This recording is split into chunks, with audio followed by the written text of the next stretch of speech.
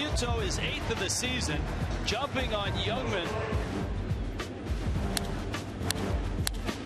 Real Muto blasts that one to left center field. Deep, Santana on the run, looking up, and he won't get it. It clangs off the wall and it bounces into center. And Real Muto's racing for third. Down the stretch he comes. It's inside the park. It's a home run. JT Real Muto.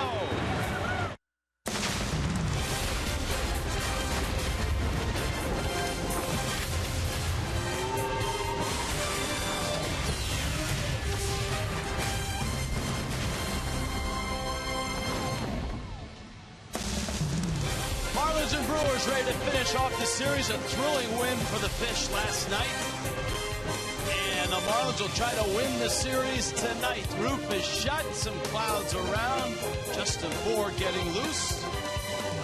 Sarasota's Scooter Jeanette is in the lineup tonight. And JT Real Muto will try to follow up a stirring win. Tom Kohler gets the ball for the Fish. Hi, everybody. Rich Waltz along with Tommy Hunt. It was fun last night, certainly. Big picture, though, the Marlins have a chance to win their third consecutive series. You know, anytime you have that opportunity to take a series, and the Marlins have that, you want to go for it. So we'll see how Tom Kohler goes. He has a chance to pick up a win tonight. Now, JT Real Muto's exploits last night. In a little bit, we'll talk about the historical significance.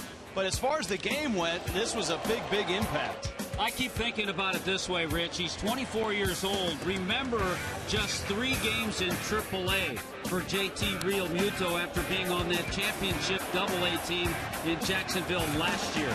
We saw him go out of the yard. Then we saw him race around the bases. Home runs number 8 and number 9 for JT Real Muto to go along with 17 doubles and 6 triples this year. He's had a solid season. On to the pitching. Tom Kohler has pitched well enough to get some wins. The problem is things just haven't lined up for him. Last time out, pitched well, didn't get the W. You know, last 8 starts he wants to forget about. A home ERA of 3.06. Before the All-Star break, Tom Kohler was 7-5 in his 16 starts. He'd like to pick up a win. He'd like to get some support. He'd like to get back into that before All-Star game mode. Now, for the Brewers, Ariel Pena will start, but don't blink because you might miss him. This is kind of a bullpen game for the Brewers. Yeah, he worked 3 innings out of the bullpen the other day. This is his second game in the Major Leagues, but his first Major League start. He's a 2-pitch guy, fastball, sliders. Just like you and me. The Fish, the Brewers, JT Real Muto. Jeff Conine, Craig Minervini talk about his historic night.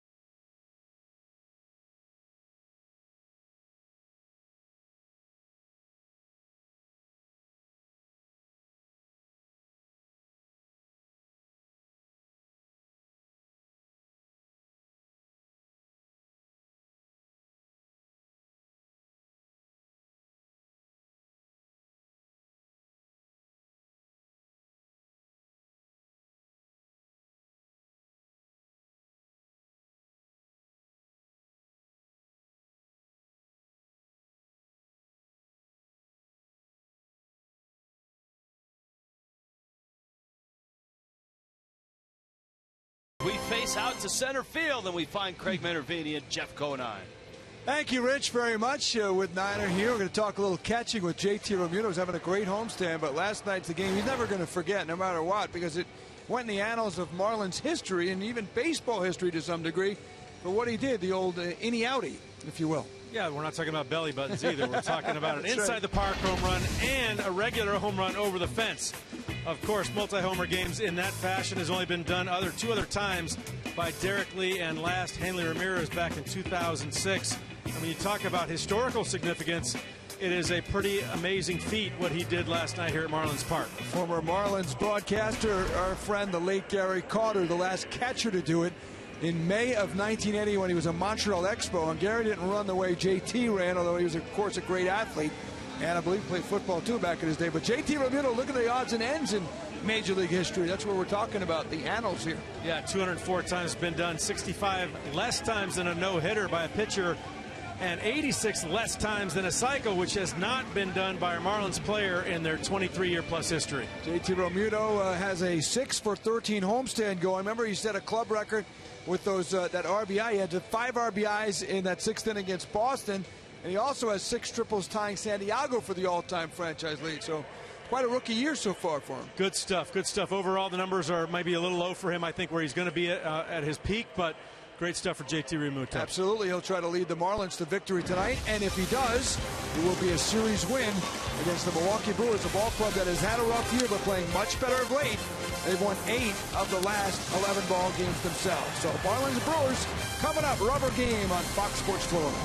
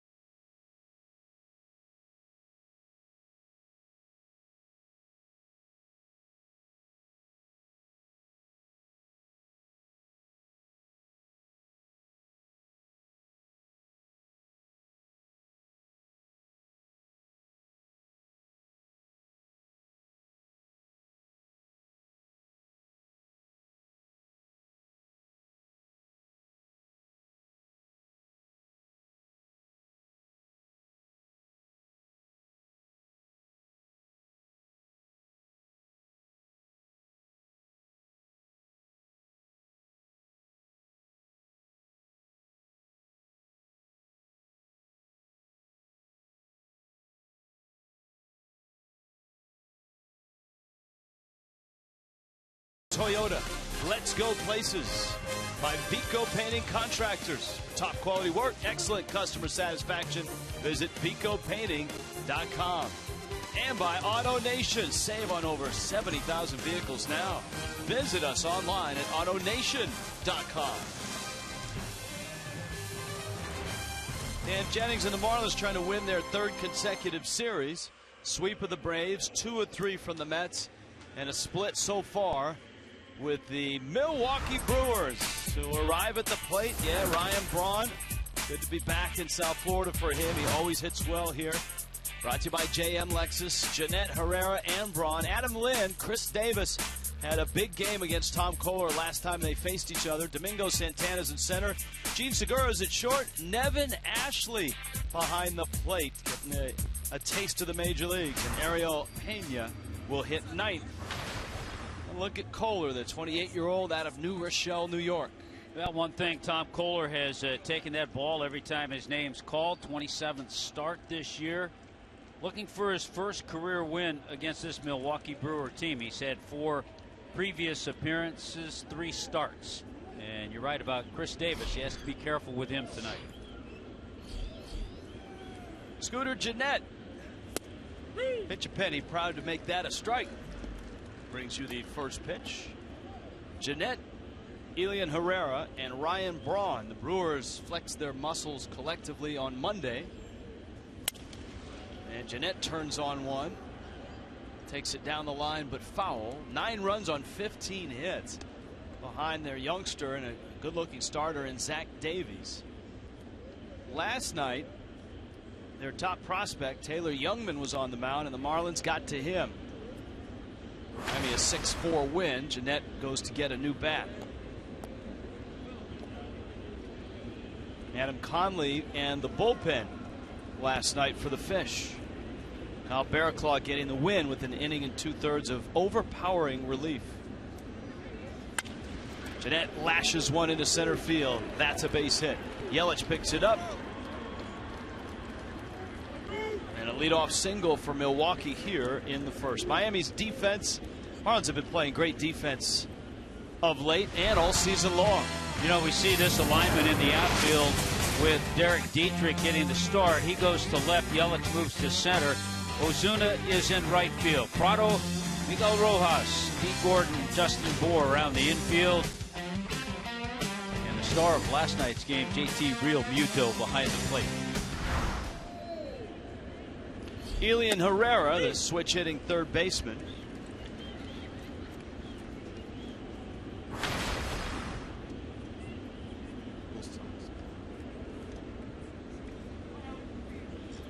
Herrera, couple hits. Love the socks, Tommy Hutton. The old school Milwaukee Beardmaker socks. You know, when they have the stripes like that, you see that every so often with a Cardinal player will have that look. And those are true stirrups. The genuine thing. Gennett the runner at first.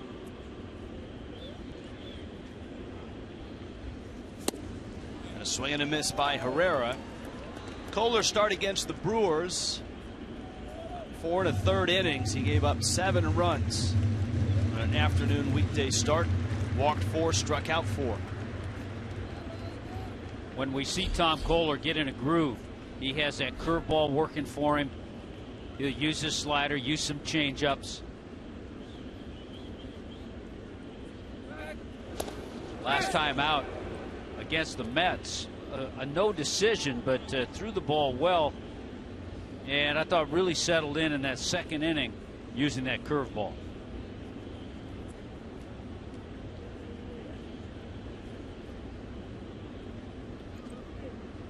One-two pitch.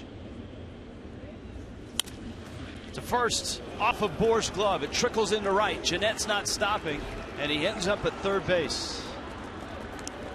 Justin Bour, a full-out dive.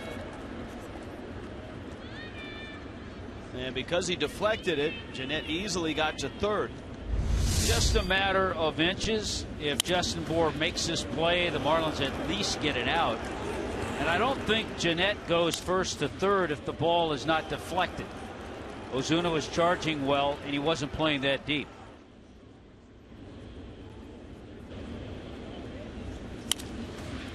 But the deflection, as Gennett peeked over his shoulder, allowed him to get to third.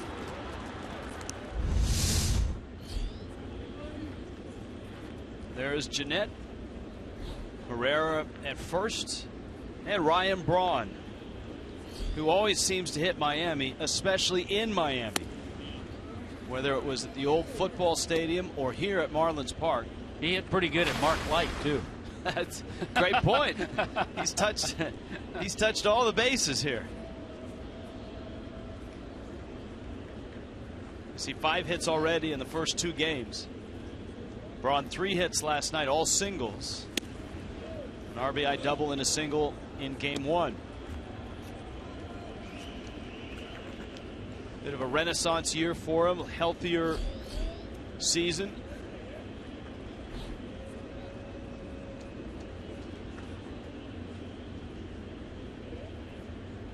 Made his 6th All-Star team this year.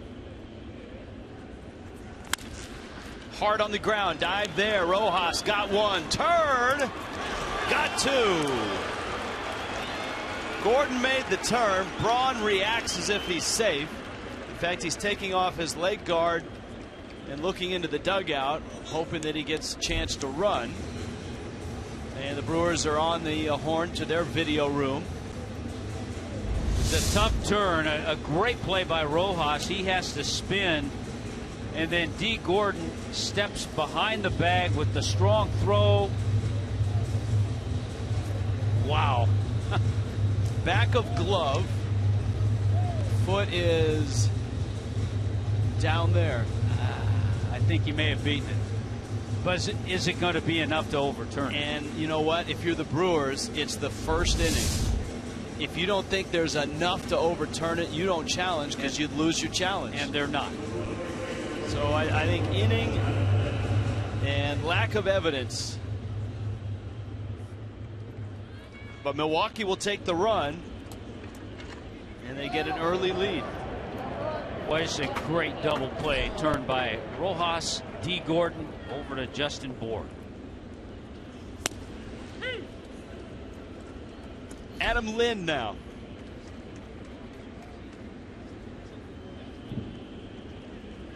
Lind, the lefty slugger. Big cut, fouls it back.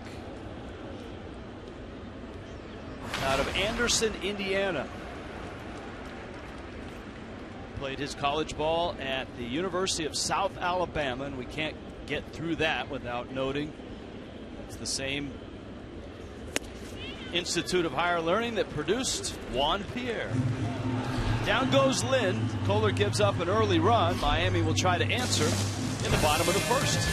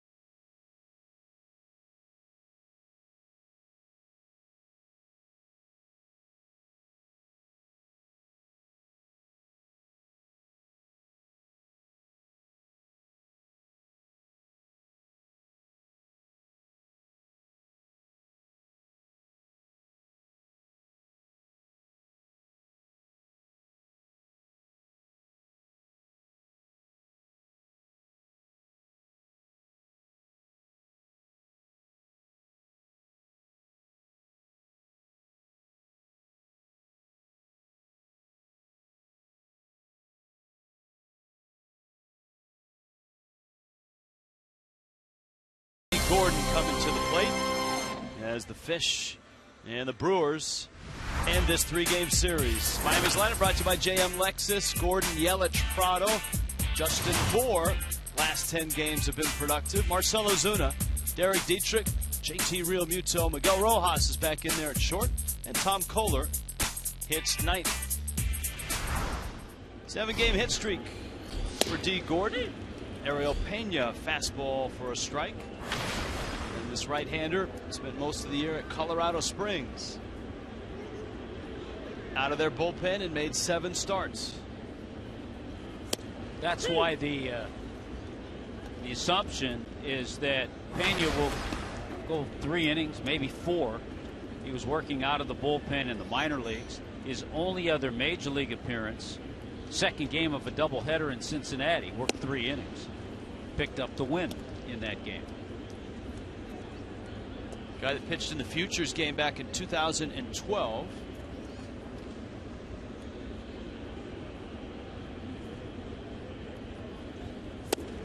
And Gordon takes in. Yeah, it is an odd spot in the rotation.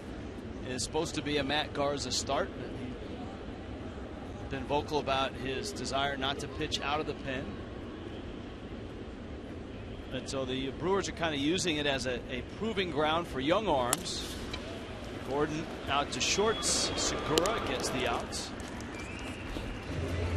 They may have another prospect up pitching in that spot of the rotation before the season is done. And there is the Brewers defense, brought to you by BMW. Chris Davis, Domingo Santana, Ryan Braun in the outfield. Elian Herrera, Gene Segura, Scooter Gennett, Adam Lind around the infield, and Nevin Ashley.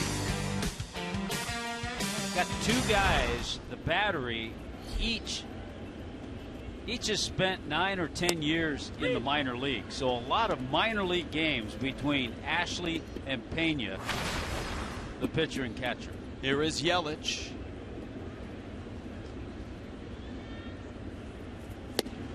A hit last night after an 0-for-4 start in game 1 of the series. Yeah, I think we added it up. 19 years of minor league service time. And for Ashley, the catcher, this is his major league debut. And as you pointed out, this is game 2 for Pena. Yeah, so you have the catcher making his major league debut, and you have Pena, the pitcher, making his major league debut as a starter. And one of the reasons Ashley's behind the plate, Jonathan Lucroy, that ball off the mask last night, showing signs of a concussion as a precaution. Brewers have him out tonight. There's the possibility he could miss a few more games, or if the signs continue, remember Major League Baseball does have that 7-day concussion disabled list. Yelich looking at a 2-2 pitch from this 26-year-old Dominican. And it is pulled foul.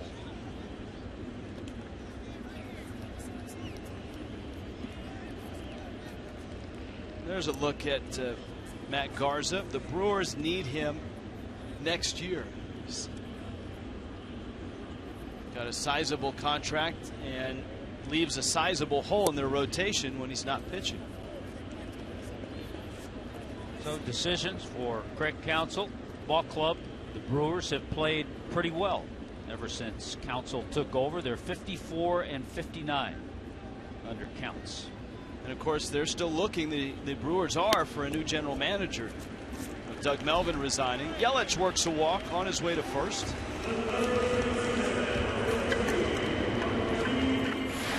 Ariel Pena, what you got on this right-hander? Well, he came over in the Zach Greinke deal. That's how they acquired the 26-year-old. Pretty much 2 seamers and sliders. So just 2 pitches, and making his first major league start.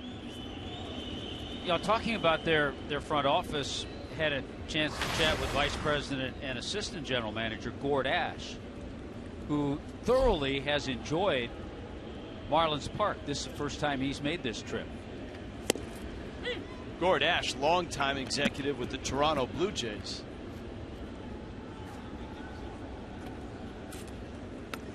Especially during those great Blue Jay runs, even the years that you were involved as a broadcaster. Yeah, so he knows the luxuries of a retractable dome.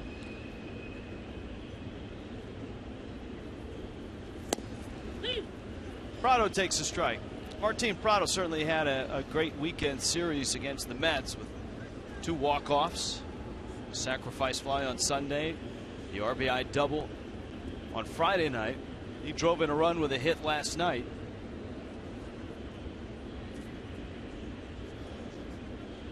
Yelich at first.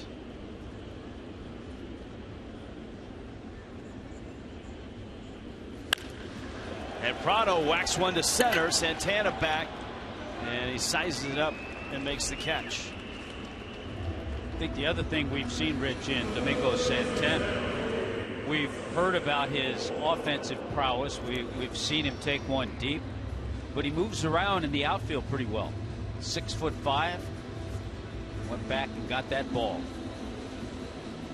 Yeah, big man playing center field. Two rather tall guys. Christian Yelich is out there for the Marlins tonight. Here's Bohr now.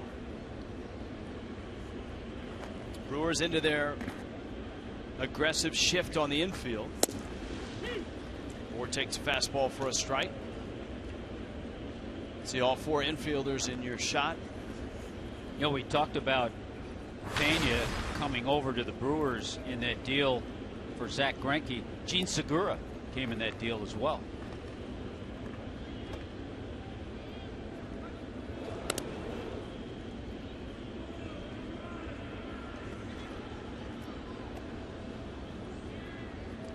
That is Segura. I think anyone that's traded Greinke hasn't probably got the back end of that deal, the way he's pitched. 0-1. Bohr fouls it at the plate.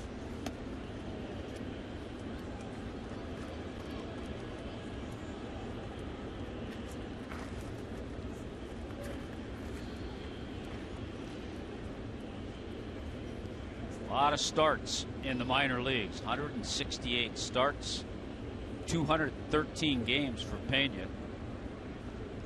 5 of those years in the Angels minor league system. Last 4 with Milwaukee. Bohr reaches out and pops one up. That's quite a run for Herrera, who dashes over from short, puts on the brakes and makes the catch. Miami leaves a runner. Trails this ball game 1-0.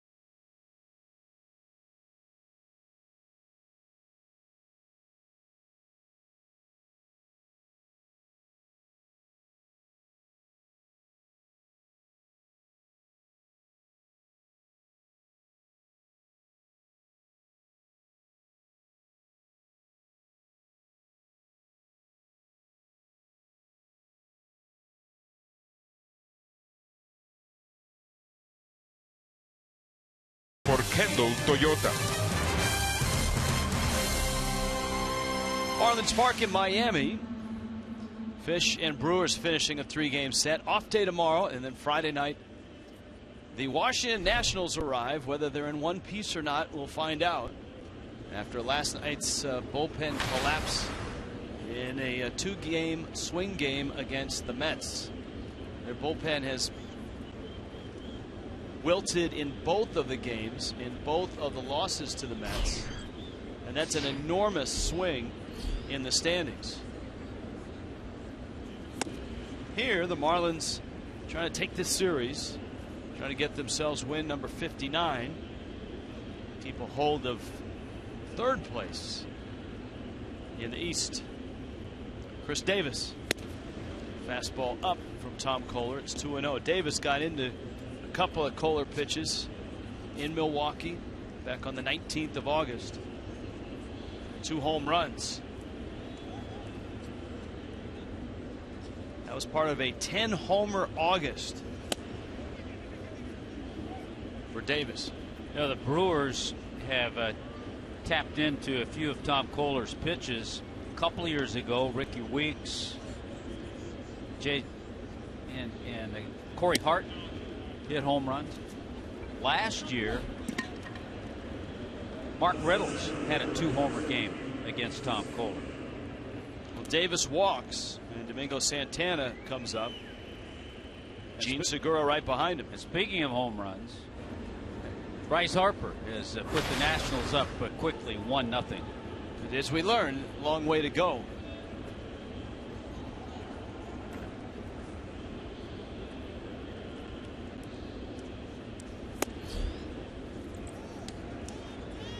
But Travis d'Arnaud answered with a solo shot himself.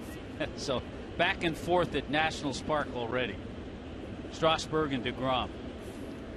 1-1 Mets and Nationals. Chuck Hernandez watching out at Tom Kohler. He walked Davis. He's fallen behind Domingo Santana 1-0. And Santana is a guy that we've seen in this series with big power. A 2-run opposite field homer out to right center. That was last night. Santana coming to Milwaukee in the Carlos Gomez trade.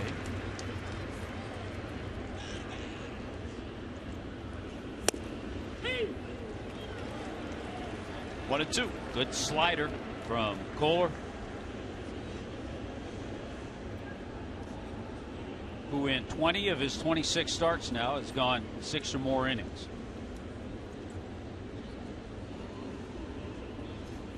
Marlins would love to have that happen tonight because of the workload of the bullpen in both of these games. Justin Nicolino 4 1/3, Adam Conley 4 1/3, and then bullpens after that for games 1 and 2.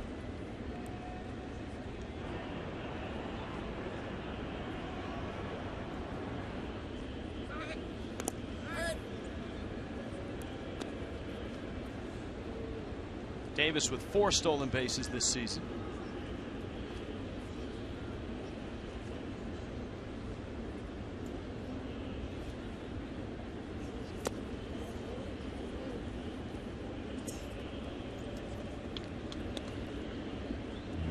Let's see how Craig Counsell plays this. Nobody out, 3-2 count.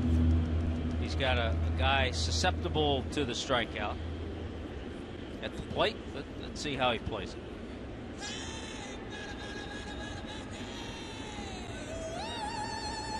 Not running. That's a strike.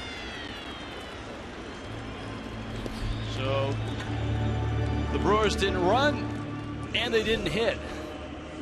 Well, Counsell knows his players. Fastball, 2-seamer, some movement, catches the corner, perfect pitch to get the strikeout. Now Gene Segura, who has 5 hits in this series. We were talking about trades with Zach Greinke, and Segura, along with tonight's starting pitcher Ariel Pena and Johnny Helwig, came from the Angels. The Brewers sent Greinke to the Angels. Remember, he went to the Angels first, then became a free agent and joined the Dodgers. If you go back and look at the Royals trade, when the Royals traded Greinke to the Brewers, the Royals got a much better return. Lorenzo Cain, who really has blossomed. Alcides Escobar as well. Jake Odorizzi, who they then flipped to the Rays. And Jeremy Jeffress.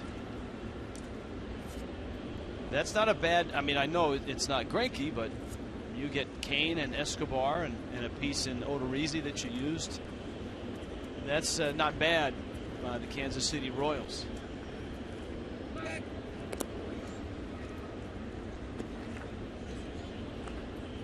Davis dives back in. Kohler, the count 2-1, 26 pitches in. Milwaukee got a run in the first on Ryan Braun's double play ground ball. In the air to right, Ozuna at an angle is back to get it. And there's 2 outs here in the top of the second. We had a good time last night on email and Twitter Tuesday. A reminder, you can go behind the scenes with Fox Sports Florida on Instagram and Twitter at Fox Marlins. You can see the Fox Sports Florida avatar there, which has Carl Pavano holding his cell phone. Did you see that in the avatar for the Fox Sports Florida Twitter site? Carl Pavano. Yeah, he's expecting a call. He's getting ready to maybe send out a tweet. Tommy Hutton is there. Jessica Blaylock, Craig Minervini, Preston Wilson flashing the "we're number one" sign. Yeah, looking good. And Jeff Conine. Everybody in suit and tie, except Jessica, of course. She's all dressed up as well. You have to do that apparently for Twitter, Tommy. Or at least Twitter Tuesdays. Nevin Ashley's first major league at bat, and he drives it in the gap, left center field. Boy, he's been waiting 10 years for this moment. And on his way to second, he's got a double. He'll stop there, and the Brewers make it 2-0. And for 31-year-old Nevin Ashley out of Indiana State, all those bus rides, all those bad meals, all those cramped clubhouses, for 10 seasons waiting for this moment, that's got to feel pretty good. Get the baseball. And I'll add one more thing, too. All those times probably watching from minor league hotels, major league highlights, and saying, you know what, I can do that. All those times, too, where he was close to being called up. In the Rays organization in the postseason, he was an emergency catcher. If someone had been hurt, he would have joined the club in the postseason. But the call never came. We were adding him up earlier. Nevin Ashley, 870 minor league games. Ariel Pena, 213. So over 1,000 minor league games between the Milwaukee Battery tonight.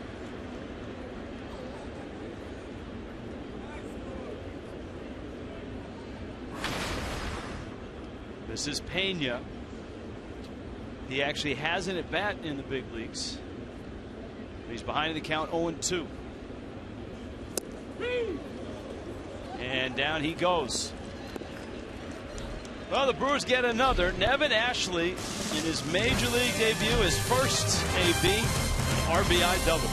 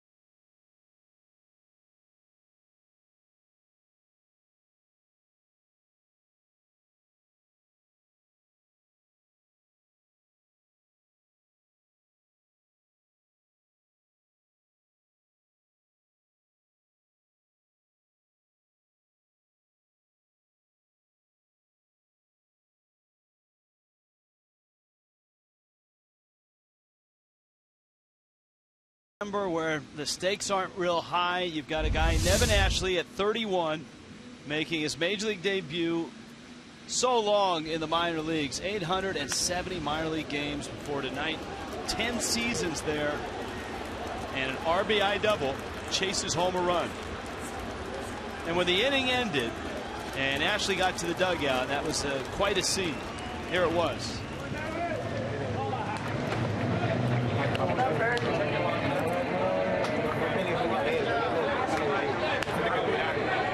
As you watch that, Rich, it explains and shows every team is like this. The camaraderie, the closeness of a ball club during a 6-month season, 6-7 weeks of spring training. There's a lot of closeness down there, and it really is with every team, and I think you saw an example right there. Ozuna, that's a foul ball. I think it was Ed Cedar at the end of that gauntlet who said, now get the stuff on and go out there and catch. I think he may have forgotten about that.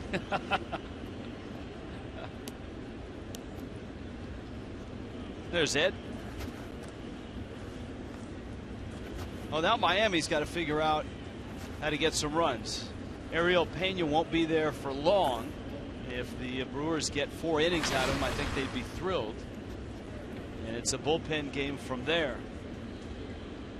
Ozuna, Dietrich, and Real Muto.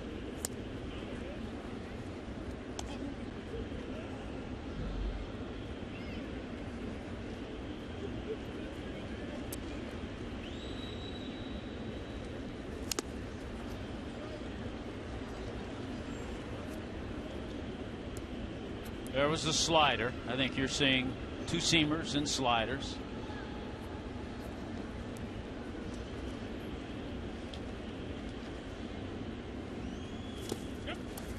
Another one. Ashley dug it out and tagged him out.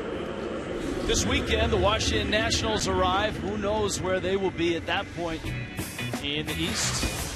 Marlins Park, the site, 7:10 the time. And Tommy, sadly, it's the final Clevelander Beer Fest of the season. 3 hours of beer sampling before the Marlins and Nationals start. Pick up the all-you-can-eat seats for just $35. See, I think that's the way to go. You come for the beer fest and you buy the all-you-can-eat seats. So for 3 hours you can sample beer and then you get the munchies and it's all you can eat. Then you can go back and sample a little bit more. Derek Dietrich. By the way, starting with that series against the Nationals, we've talked about it. The Marlins have 10 games, a 10-game stretch. 7 of those against the Nationals, the other 3 against the Mets.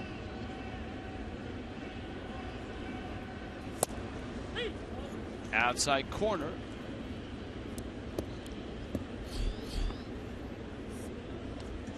On deck is JT.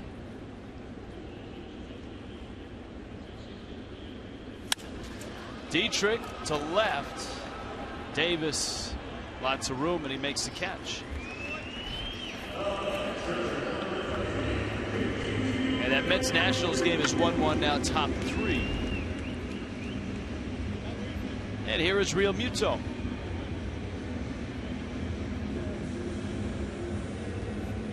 Cardinals rallied to beat the Cubs today.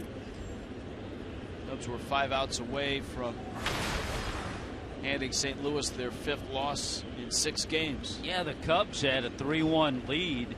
Cardinals scored 3 times in the 8th inning, bottom of the 8th inning. That guy Stephen Piscotty with a big hit. No longer a treat after dinner. He now is in that lineup on a daily basis. Realmuto takes a strike. It's 1-1. Did you see where Ryan Zimmerman is still out of the lineup? And some are thinking he may miss significant time because of a left oblique injury. Boy, he has had his share of injuries over his career, Ryan Zimmerman. He played with the injury on Monday. And he's Washington's hottest hitter over the last 3 weeks. Well, in our home run fest last night, talking about home runs at Marlins Park, we also told you Ryan Zimmerman, 7 home runs here. That's the most of any visiting player. That may have been the best synergy between programming and production in sports television history last night. Here's the 1-2. Swing and a miss. I mean, heck, on home run night, you get it inside the Parker from JT Realmuto. That's genius.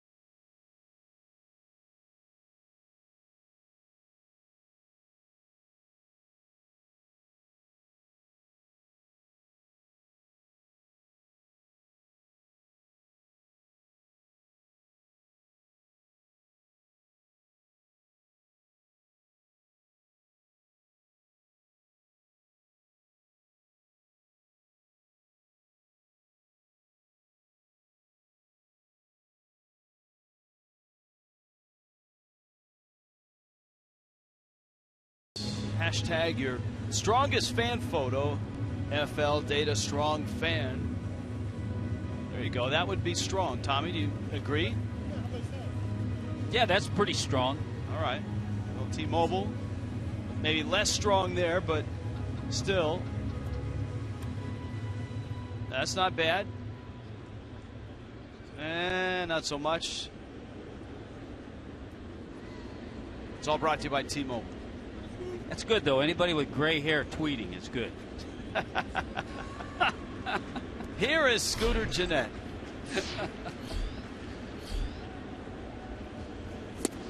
Well, the key for Milwaukee, and this is what Tom Kohler is going to have to try to do in each of the first 2 innings, a walk in the second, a single in the first. Each of those first batters has come around to score. So TK takes care of business here in the third. Gennett hits a ground ball to second. And there's an out here in the third. Elian Herrera, Ryan Braun will follow.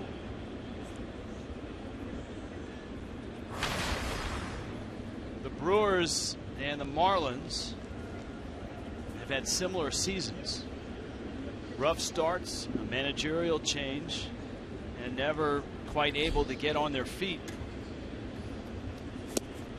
Some injuries along the way. And certainly for both organizations, hope for a better day next year. Last year, the Brewers were an 82-80 team. They were a postseason team back in 2011. You know, Rich, if you go back to May 31st this year, they've played a game over 500, 42 games over, 45 and 43.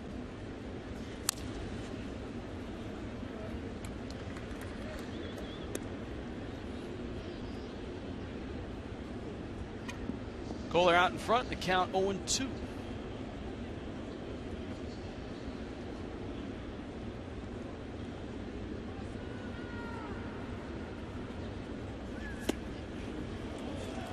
And down goes Elian Herrera. And down he goes on a nice curveball. Strikeout number 4 for Kohler. Watch the spin, tumbling bottom falls out of it, and he gets Herrera to chase it.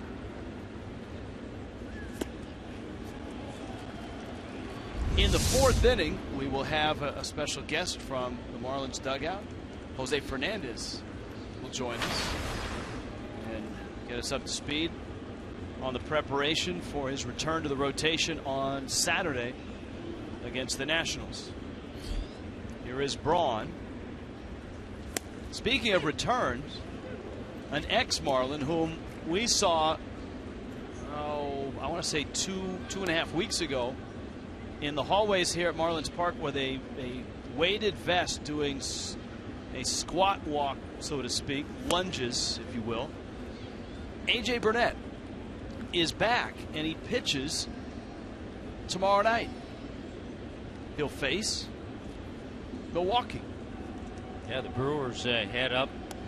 They don't have an off day. They have a 4-game series against the Pirates. Oh, Kohler behind the back, knocked it down, picked it up, and got him. Bang, bang play at first.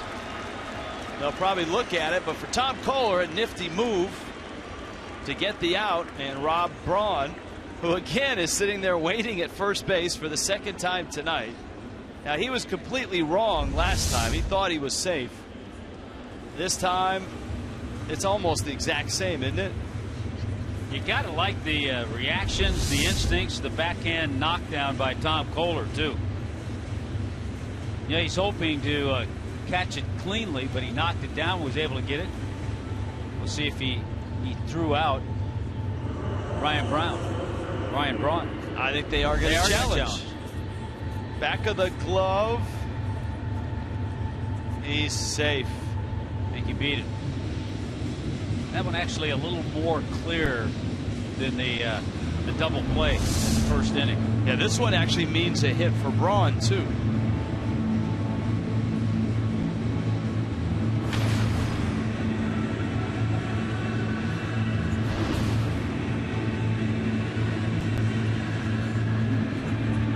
And you can see Hunter Wendelstedt.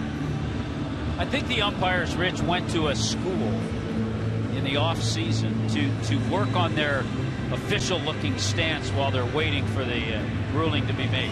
Yeah, they stand there, they have arms crossed, listening into command center in New York. The irony is they have a headset and they don't get to say a whole lot. They're just listening, and they only can answer questions. You see the foot down before the ball is back of glove. So the Brewers not only win the challenge, keep the challenge. Braun gets a hit. It's a 2-out single, and here is Adam Lind. Well, it was still a great effort by Tom Kohler. Lind takes out. Yeah, for A.J. Burnett, it's his first start since July 30th. He received a platelet-rich plasma injection to heal the flexor strain in his right elbow. He was ready to go in less than a month's time. Rojas on to first in time to get Lind. 2-0 Milwaukee.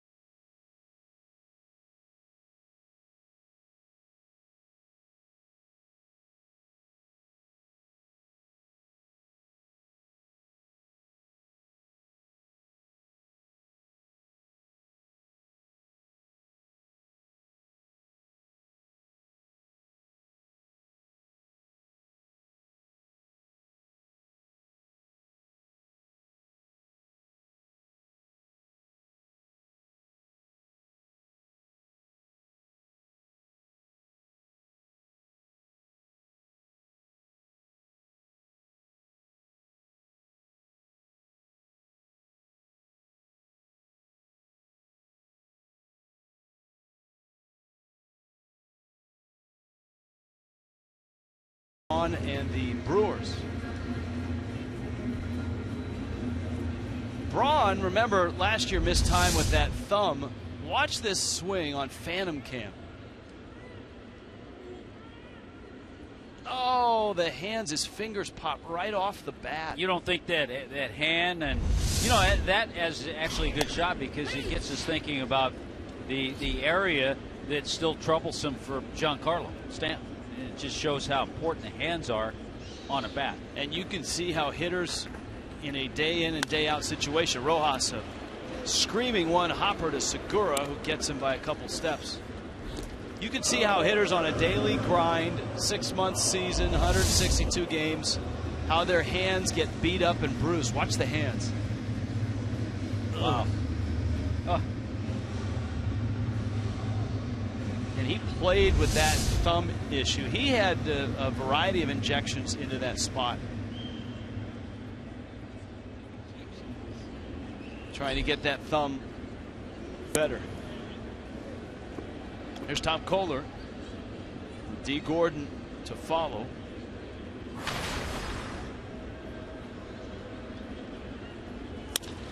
Kohler rips one into center field. Santana over to cut it off. Tom Kohler with a base hit, a 1-out single. We check in with Craig Minervini. Hey, you guys are talking about Nevin Ashley. It really is a great story. The 10-year minor league catcher making his major league debut here tonight. He said he almost hung it up in 2013. He had a foul tip injury in 2012. The Rays let him go. He was heralded for a while in their organization. Been in 3 different organizations since. He nearly made it twice to game action in the majors. In 2010, he was with the Rays. He was with them during the playoff run as an emergency guy, but there was no injury, so he was never activated. He was called up in 2014 with the Pirates, but never activated again. On Monday, he was leaving the showers, expected to fly back home to Indiana. His wife and son had went back home a few days before that. His wife's first name, by the way, Ashley. And manager Rick Sweet, a former major league catcher himself, stopped him and said, "You made it. You're going to the big leagues." He hit .306 this year, and here he is getting a chance to perform. And wouldn't you know it, he gets his first hit off Tom Kohler, whose wife's name is Ashley as well. And I'm sure Ashley, I don't know if she's at the park here, but she would be celebrating this moment for her husband tonight. That's a really nice twist. Vincennes, Indiana is where he was born, and he played at Indiana State. He was a few years behind Clint Barmas, who is from Vincennes and also played for Indiana State. The Sycamores. Ball into strike. That one bounces and almost got Gordon. By the way, Tom Kohler with his base hit has 4 hits in his last 6 at bats. And now he's asking Perry Hill what the time to the plate is, just in case he wants to run to second. Is my lead big enough? Ariel Pena into his 3rd inning of the start, and it's significant. The Brewers are hopeful that he can get through 4. Somewhat of an emergency start here.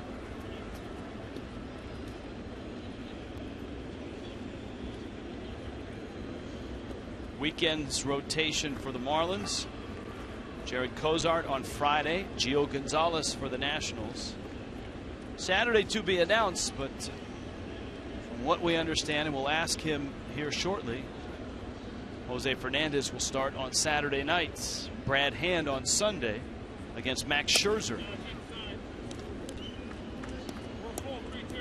So the Saturday starter for the Nationals is yet to be announced.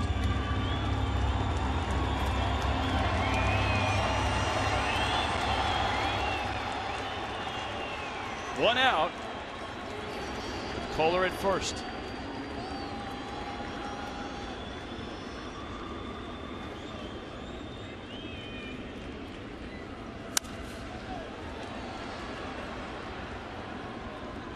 We'll have an up-close look at the little bit of the batting race with D. Gordon and Bryce Harper in the same ballpark. Talked about Harper's home run tonight, first AB. He had been 0 for 8 in the first 2 games against the Mets.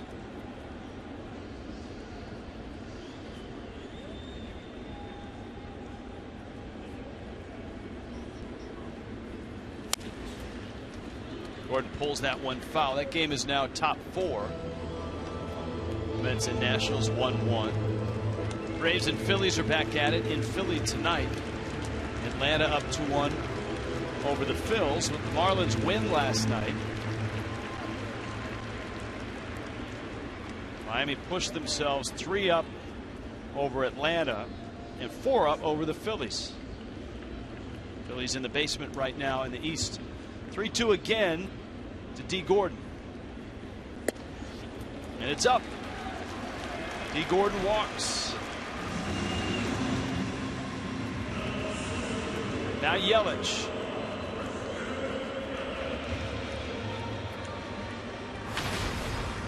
And for D. Gordon, just his 21st walk this year. Came into the game 172 base hits.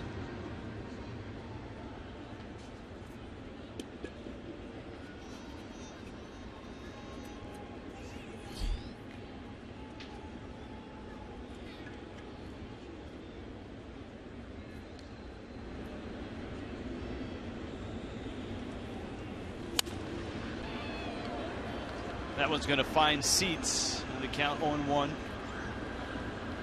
to Yelich. Billy the Marlin got the ball. It looked like he went to the ground to get it. And thank you, Billy. Billy giving it to a look at Billy go. Oh, you got to hate it when you scrape that bill. But he found a young fan, gave him the souvenir.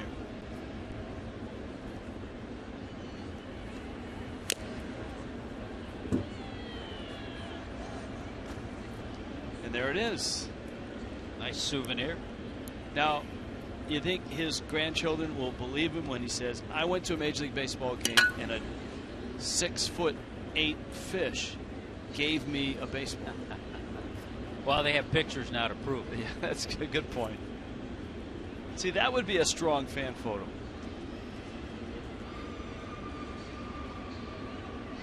Touch the bill.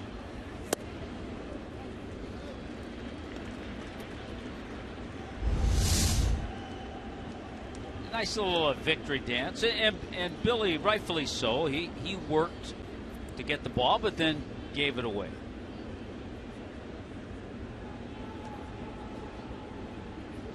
All right. 1-2 to Yelich. Kohler at second, Gordon at first. And Pena misses in.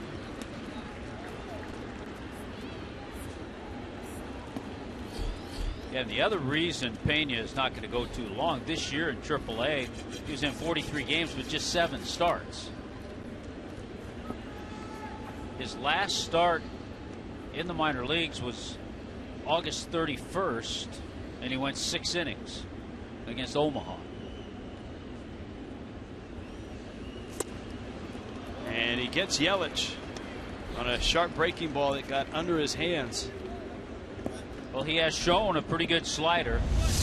Not only good rotation, but he's put the slider in some pretty tough spots to hit so far in the game. So his 3rd strikeout. And he's actually managed his pitch count pretty well, too. Here's Prado.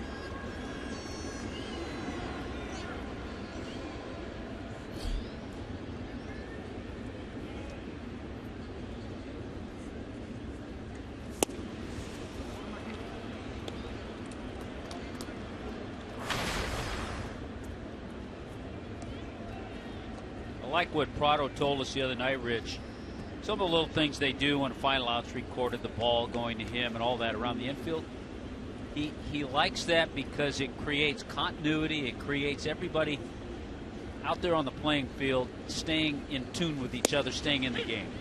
It started, as you noted, earlier in the season, and it was one guy that started it. And then suddenly Real Muto started to do it. A lot of people, when it first occurred, thought Real Muto lost track of the outs, and on a strikeout, he was just throwing it down to third. But Prado wanted the ball at the end of the half inning. And so soon, everything that was from first base that ended the inning. And then outfielders were getting in on it. The guy would make the catch, and that would be the third out. Hey, you got to get it to Prado before you leave the diamond. See, there you go, keeping everybody together. I like that. We've seen force outs at second.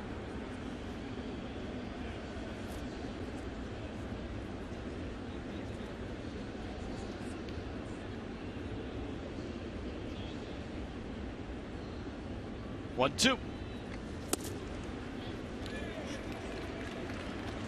A reminder again, Jose Fernandez will join us next half inning.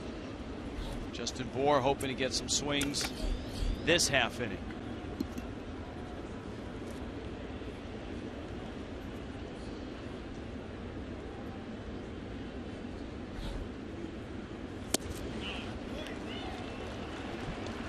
Full count, 3-2. That's going to give Kohler a head start from second. Gordon not being held at first, so he'll be off and rolling. He just has to make sure he doesn't run up the back of Kohler. Prado's done a real good job those last two pitches laying off those sliders.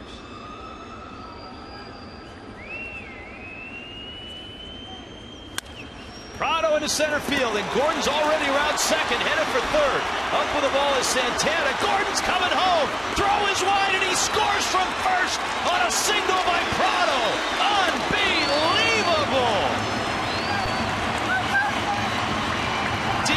Gordon got a big jump, and he never stopped. He gets a running lead and jump from first base. It's just incredible. He knows that they're not paying much attention to him. D. Gordon, you don't see this very often. Watch him walk, walk, walk. Skip, skip, skip. Get a bigger lead. He's halfway to second base before Pena throws the pitch. Here's the base hit up the middle. Kohler scores easily from second base. Nobody's going to stop D. Gordon coming to the plate. That's just fantastic.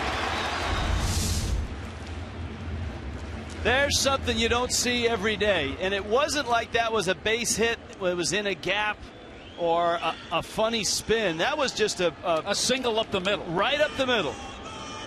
And then alertly, Martin Prado took second base, and he gets 2 RBIs on that too. How about it? It ties the game at 2. Bour takes out. Keep your eye on D. Gordon. Little walk, never stops. A skip, a skip, a skip. He's over halfway.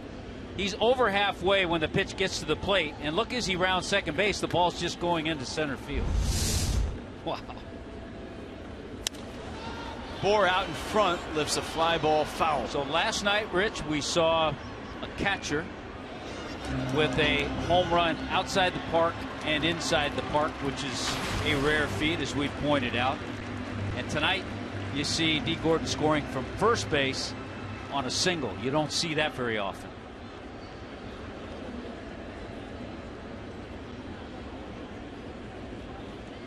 Big shift for Bour on the infield. And he pulls it right into the teeth of that shift. Jeanette to first. Wow, what a top of the third. Martin Prado gets 2 RBIs. D. Gordon scoring on a single from first, and it's 2-2. And here comes Jose.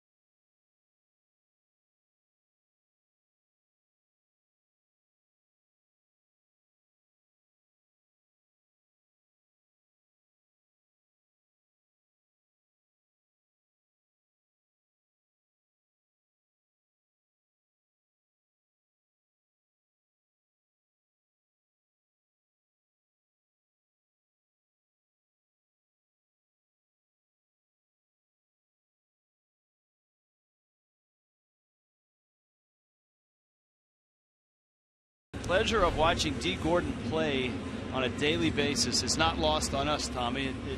Fun to watch him play. What a great electric play that was. Just tremendous, and as I said, you just don't see that too often. A man scoring from first base on a single up the middle, and a pleasure watching him all year defensively as well. We are joined by Jose Fernandez. Jose, what's up, guys? How we doing? What'd you think of D. Gordon there?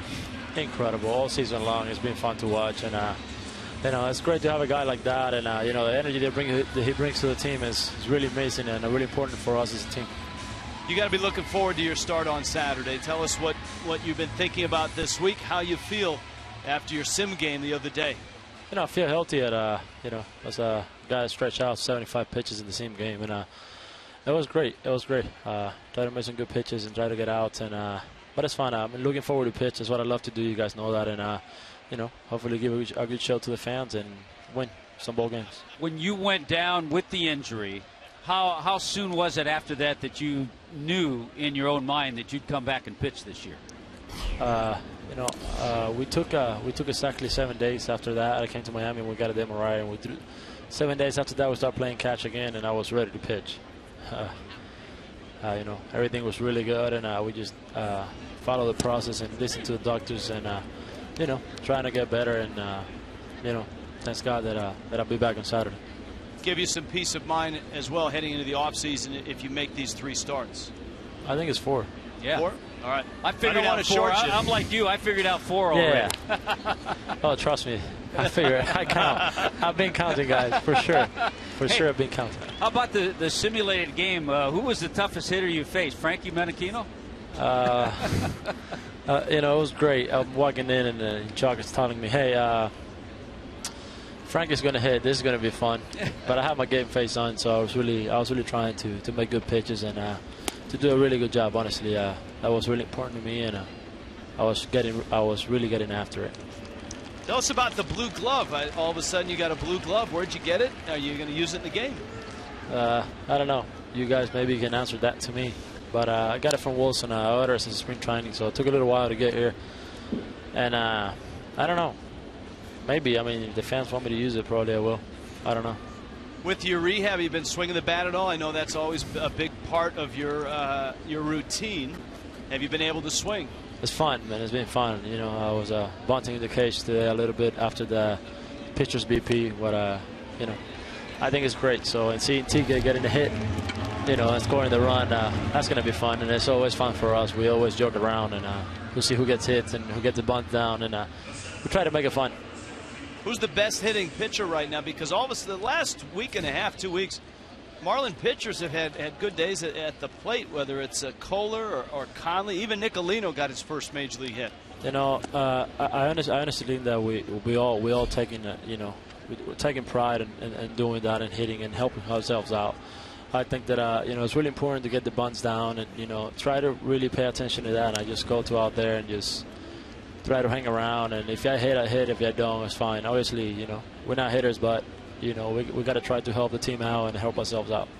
I know that you like to talk about pitching, but we always have to show you and how you keep your energy going during batting practice, as far as making great plays, shagging a little bit. You always seem to do that. That keeps you in shape a little bit, though. I mean, you know, I love shagging. I think it's great. You know, sweating back there and you know, catching the pop-ups and running around the ball. You know, I miss that part of the game.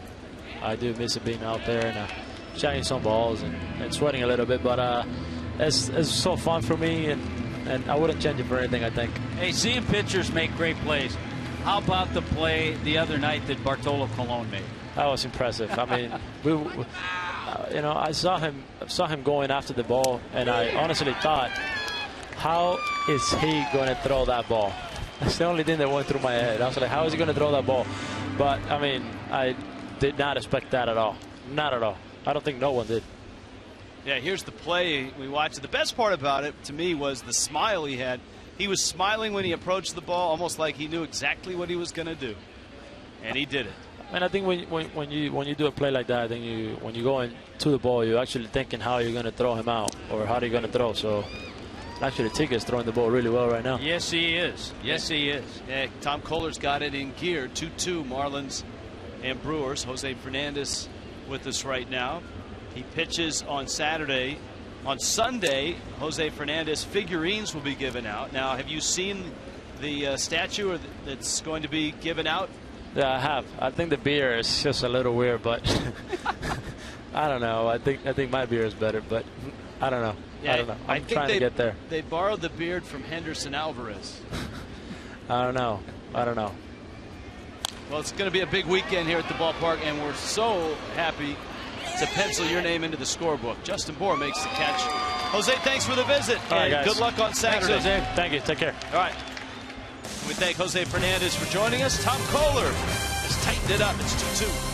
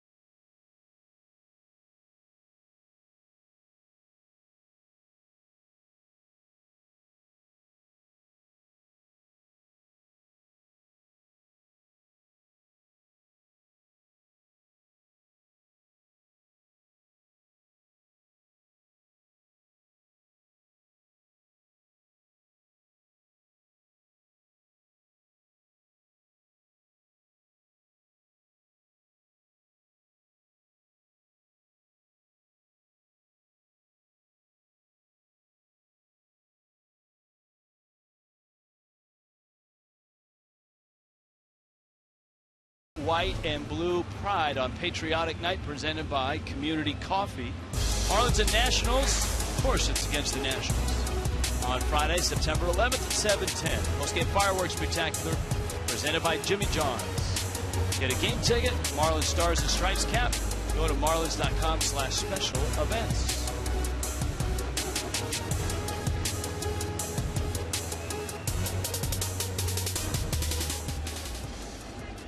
Two game, bottom four. Marcelo Zuna. Ariel Pena fires a strike. By the way, Tom Kohler threw the ball as well as he has tonight, and a great inning, especially since the Marlins came back to give him 2 runs and tie the game. Just a nice 1, 2, 3, 4th. Marlins getting their 2 runs in thrilling fashion in the bottom of the 3rd.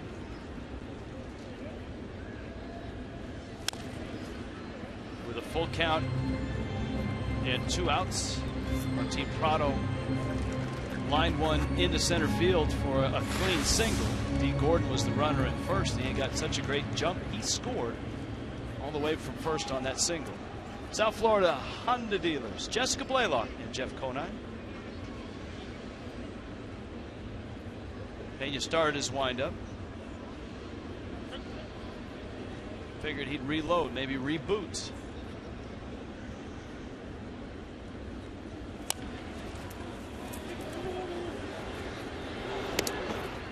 Ozuna is out. And that brings up Derek Dietrich.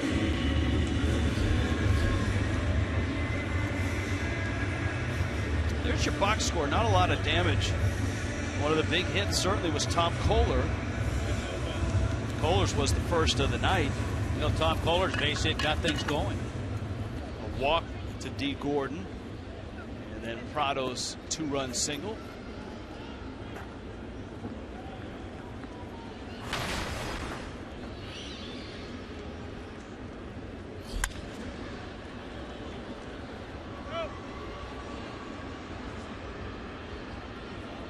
That one out of reach. Dietrich applied to left in the second. Brewers are headed to Pittsburgh. They open up a 4-game series with the Pirates tomorrow night. Marlins have an off day before the Nationals and the Marlins got that weekend series going on Friday night. Saturday night as well. Remember, Saturday is a 7:10 start. A 1 o'clock finish to the homestand of the series on Sunday.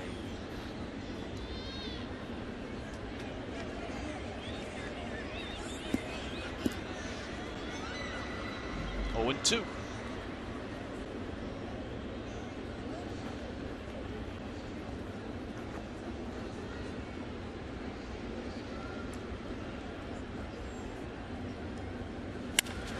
Dietrich lines it in the gap, right center field. Santana after, he's not going to get it. It gets by him to the track, and Dietrich's on his way to third. To third, he'll hold there. Dietrich made the turn like he wasn't stopping.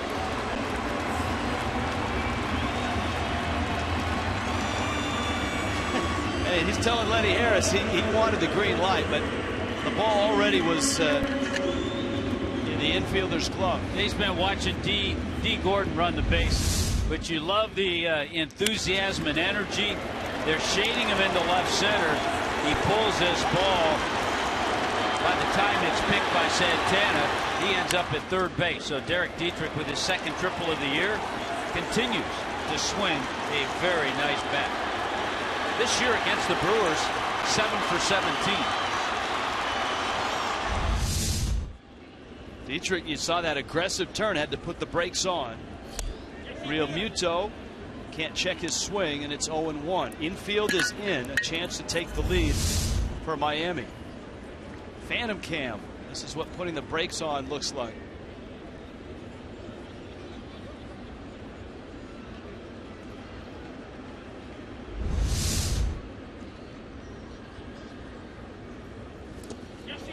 And again, Real Muto can't check. Hadn't been able to lay off that slider.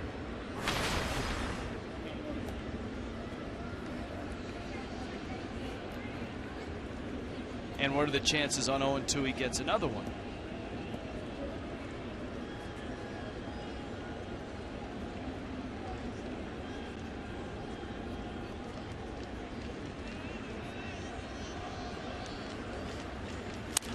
Slider, bouncer, runner coming home, spinning throw, out at the plate. Herrera to Ashley, a high tag on Dietrich, and he is just out. Bob Davidson, the home plate umpire, was right on top of the play. Marlins are looking at it, but he looked out at first blush. Well, going on contact, no question there. Especially at the point of the lineup, you are just a perfect play by the third baseman, Elian Herrera.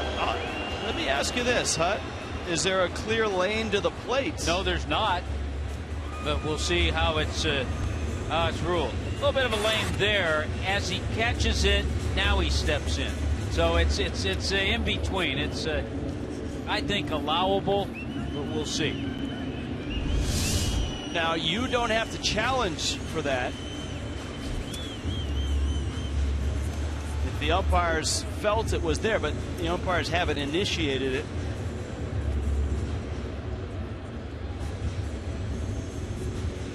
Mike Goff, Marlins bench coach, talking to Marlins coach Pat Shine in the replay room.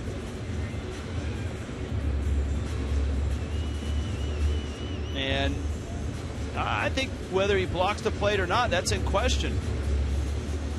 And I think the Marlins are going to challenge and have the umpires look for blocking the plate. Obviously, if the Marlins are correct, it's a run.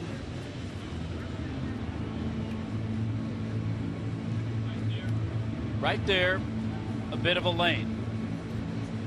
Kind of steps and catches at the same time. That's why it's a real close decision. There's the foot, there's a lane. Catch and step at the same time, which is what Jeff Mathis, when you and I have talked to him, that's what catchers have been taught to do for years.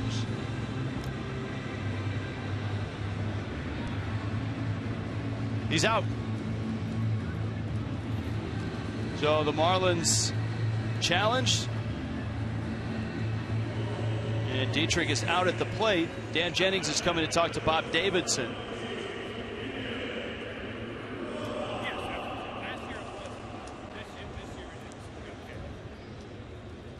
Said something about last year and this year.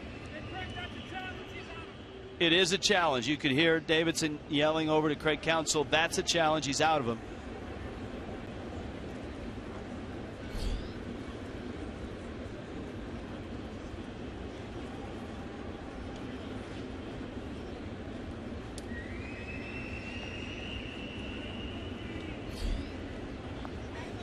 Rojas, the hitter. The Marlins were challenging whether there was a violation. I forget actually the numbers.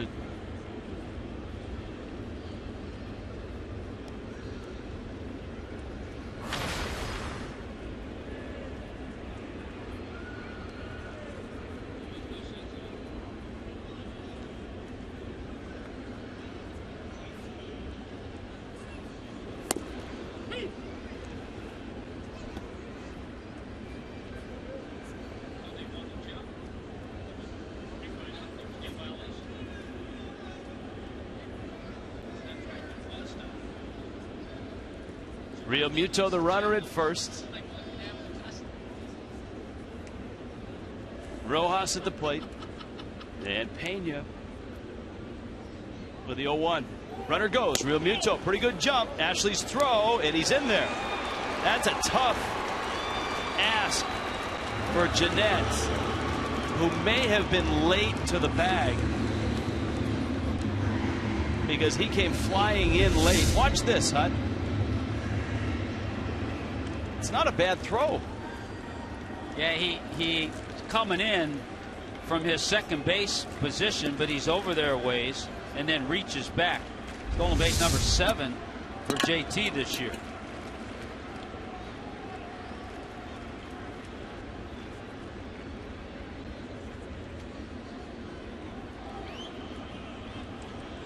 Scrambling back.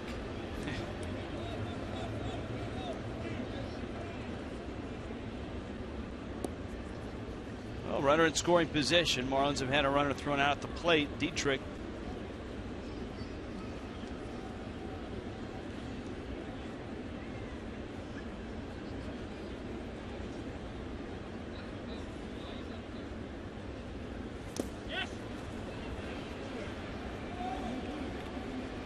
Rojas goes around and it's 1-2. So the challenge,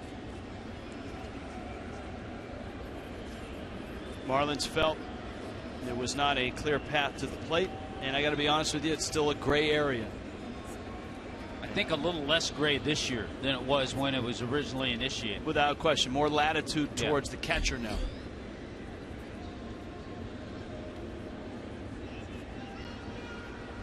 Thanks to Zach Cozart and Jeff Mathis. Well, Giancarlo Stanton had a hand in it too. He made a great throw. Yeah. That was last year. There is Stanton. He was swinging in the cage today.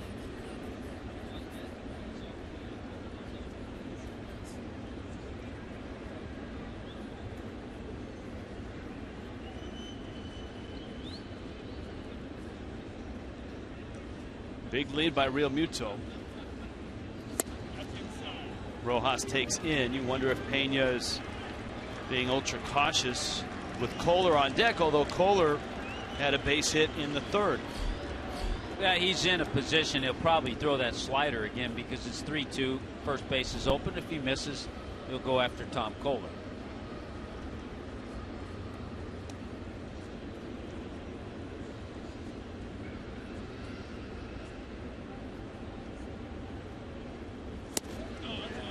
That's out. Boy, that was a close pitch. And it was a slider. It was a pretty good one. And he may have caught the plate. Let's look. There's the tight spin. And yeah, he did. Barely.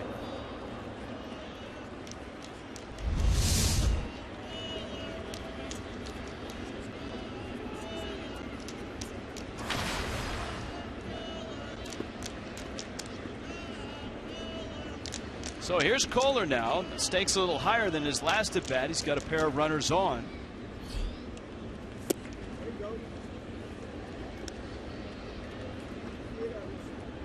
But he certainly can help himself again. You have to feel, Rich, with the number of pitches that Pena's thrown in this inning. He's gotten his total up. Next will be 75. This might be it. He's up second when the Brewers hit the 5th inning. Even though their bullpen's quiet. 0-2 to Kohler.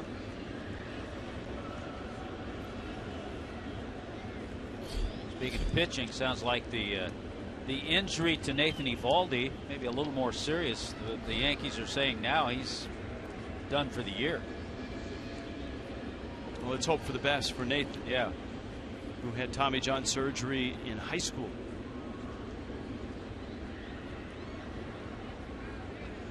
0-2 in the dirt.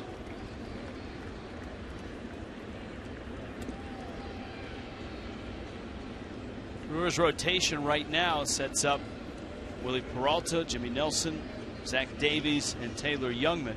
Marlins saw Davies. He was really good. And then got to Youngman yesterday. Those are the 4 that start against Pittsburgh in the 4-gamer there. 1-2. And Kohler swings and misses. Ariel Pena gets through 4, throws 78 pitches in doing it. Still 2-2.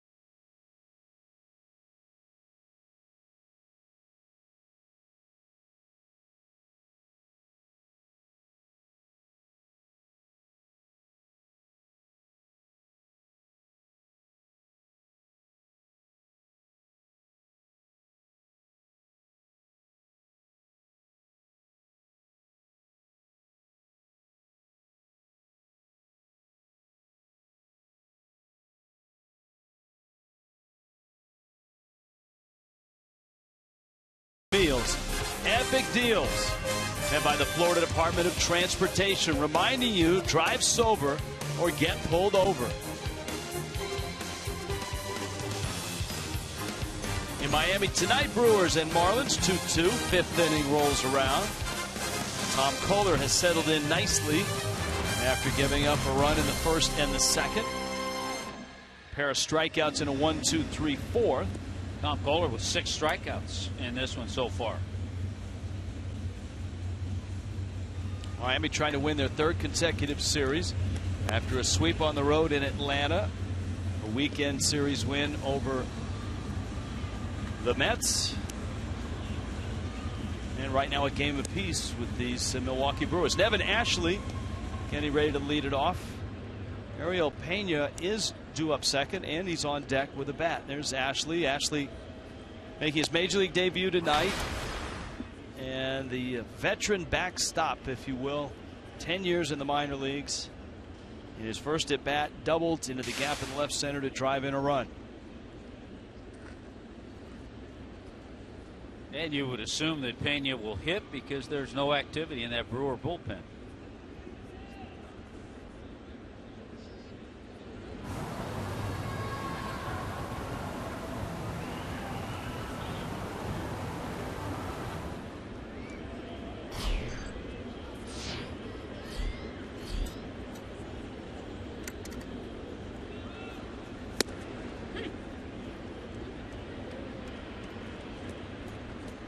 Ashley takes a strike.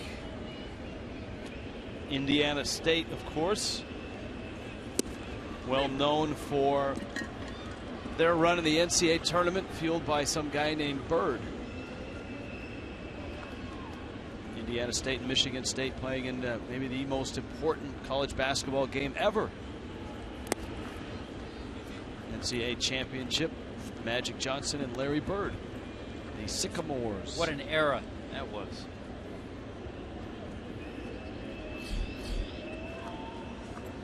They had the short shorts.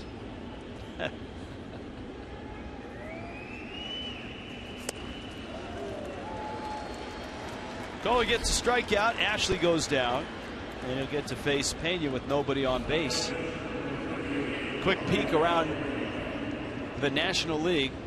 The Washington Nationals reeling after losing the first two of that series and having their bullpen implode twice, have a 2-1 lead over the Mets. Travis d'Arnaud has homered for the Mets. Bryce Harper has homered and doubled for the Nationals. Harper has hit his 35th homer, his 34th double, and he scored 2 runs. Pena fouls it off. We told you that the Phillies and Braves are back at it. Atlanta has a 4-1 lead in the 4th. Of course, for Atlanta, their road has been pretty bumpy of late. I believe they've dropped 20 of their last 22. Swing and a miss. How about a season high 8 strikeouts for Tom Kohler and just 2 strikeouts away from his career high. 7 strikeouts a couple of times this year. This is number 8. And he's got both breaking pitches working, the slider and the curveball.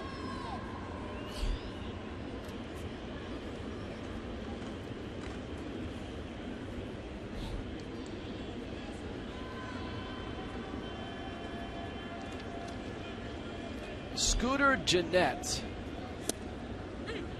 And we always have to tell a story of how he got the nickname Scooter in Sarasota. His mom told him as a 5-year-old to put your seatbelt on. He refused.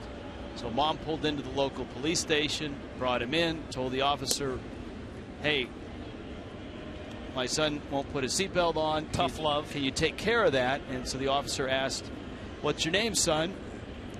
Gennett didn't want to give his real first name, so he was a fan of the Muppet Show. Scooter, a character, he said Scooter. Well, Scooter got off with a stern warning, but when he got home, he didn't want to go back to his regular name because he felt if he did that, people would know who he was and the officer would come and arrest him. So for the rest of his childhood and even into the big leagues, he is still known as Scooter. And let's hope he follows the seatbelt laws now all the time.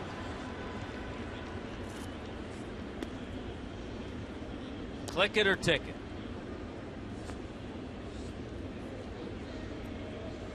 He's the only player, I believe, playing in Major League Baseball with an alias, although there's been some issues. Here's the 1-2. Wow, Tom Kohler. Big, sharp breaking ball. Kohler punches out Gennett, strikes out the side, has retired 7 in a row, 5 of those by strikeouts.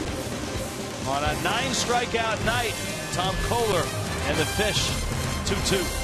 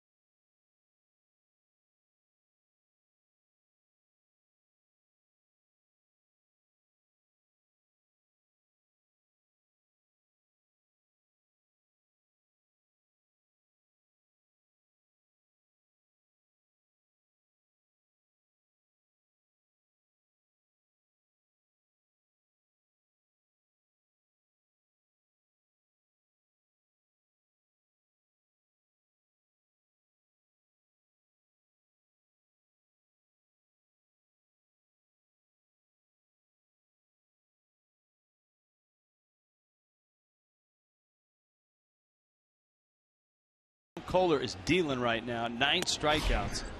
D. Gordon up.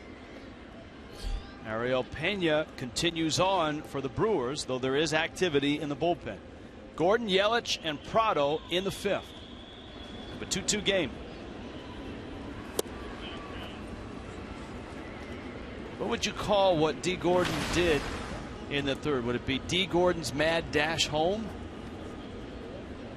D. Gordon's wild ride? I like that. D. Gordon takes a page out of Jackie Robinson. How about that?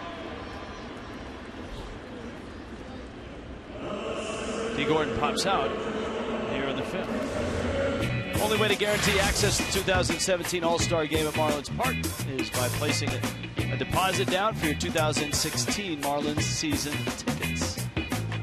1-877-MARLINS or go to marlins.com/tickets.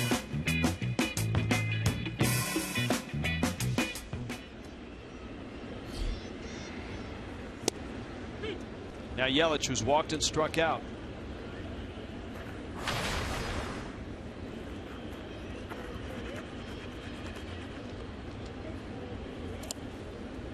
If you're unsure as to why we're talking about D. Gordon and a wild ride, Gordon scored from first on a Martin Prado single to center. He was running on the pitch and never stopped. There's a strike. In case you missed it, watch this. Full count, 2 outs. That is a serious walking lead. That's what they call that.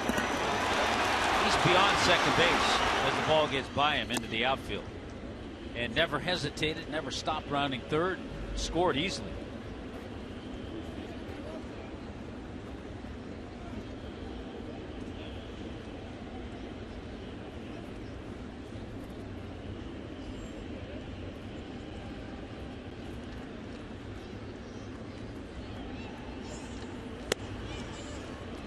He's exciting.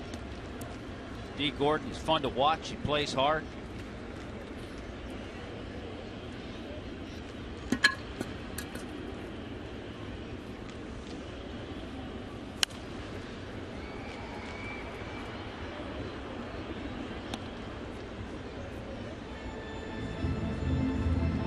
Full count to Yelich.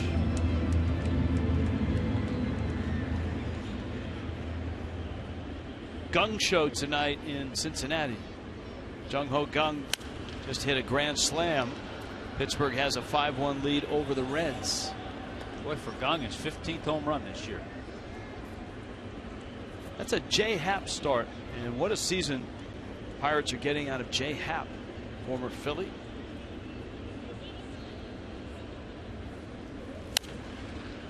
Yelich feeding souvenirs right now, fighting off fastballs.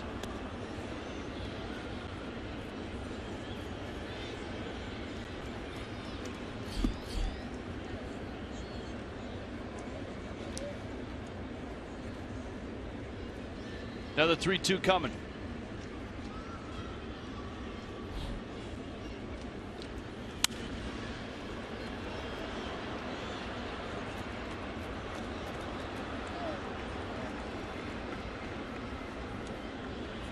If you're an athlete, you got a good shot at a foul ball. Well, Billy, the Marlins proved that theory. Yelich takes the walk.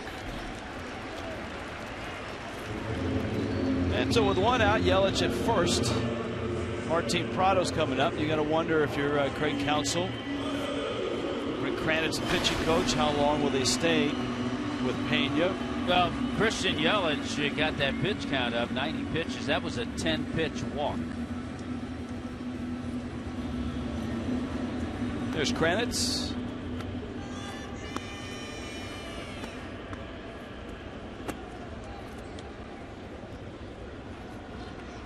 Boers on deck.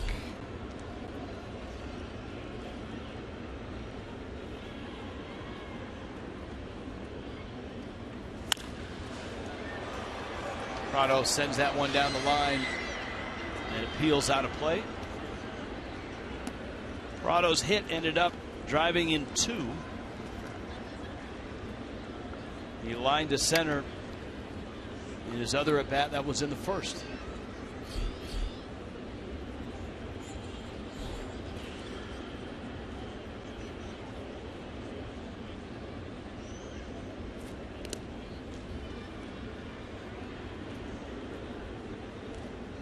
Tyler Cravey is the pitcher warming up. We saw him in a starting role in Milwaukee.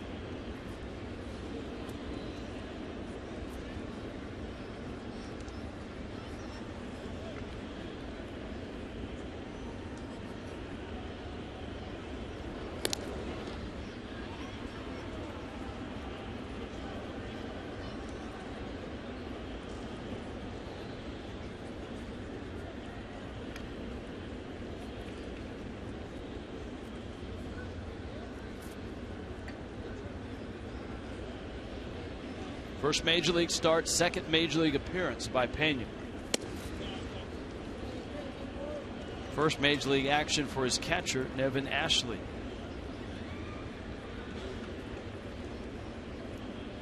If he loses Prado, I don't think he'll pitch to Justin Bour. He may not even pitch to Justin Bour if he retires Prado.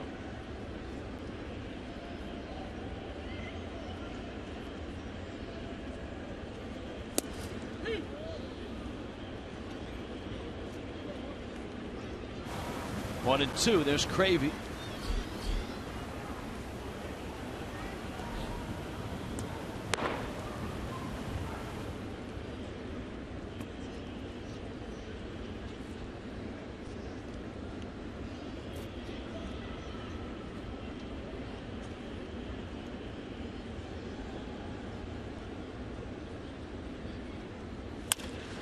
Prado shoots it to the right side. Jeanette to Segura to Lind, and Miami's 5th is over.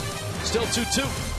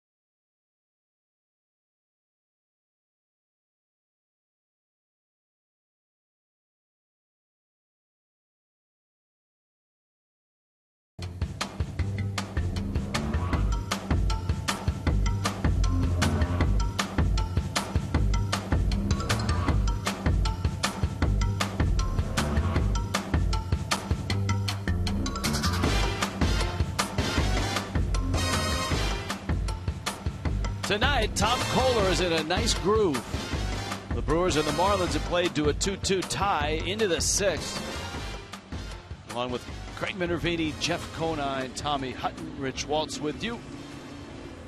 Kohler has 9 strikeouts, and ever since giving up single runs in the first and the second, he has been lights out.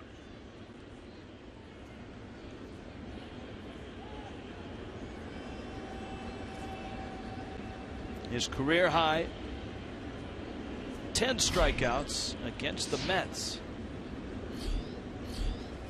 His So he's within shooting distance of that. Yeah, very much so. And you got to think at 71 pitches, a real good chance to blow right past it. Ilian Herrera, Ryan Braun, Adam Lind. Kohler catches the inside part, and it's 0-2. All of a sudden, everything's there. The fastball command. You bet. That good, sharp breaking ball.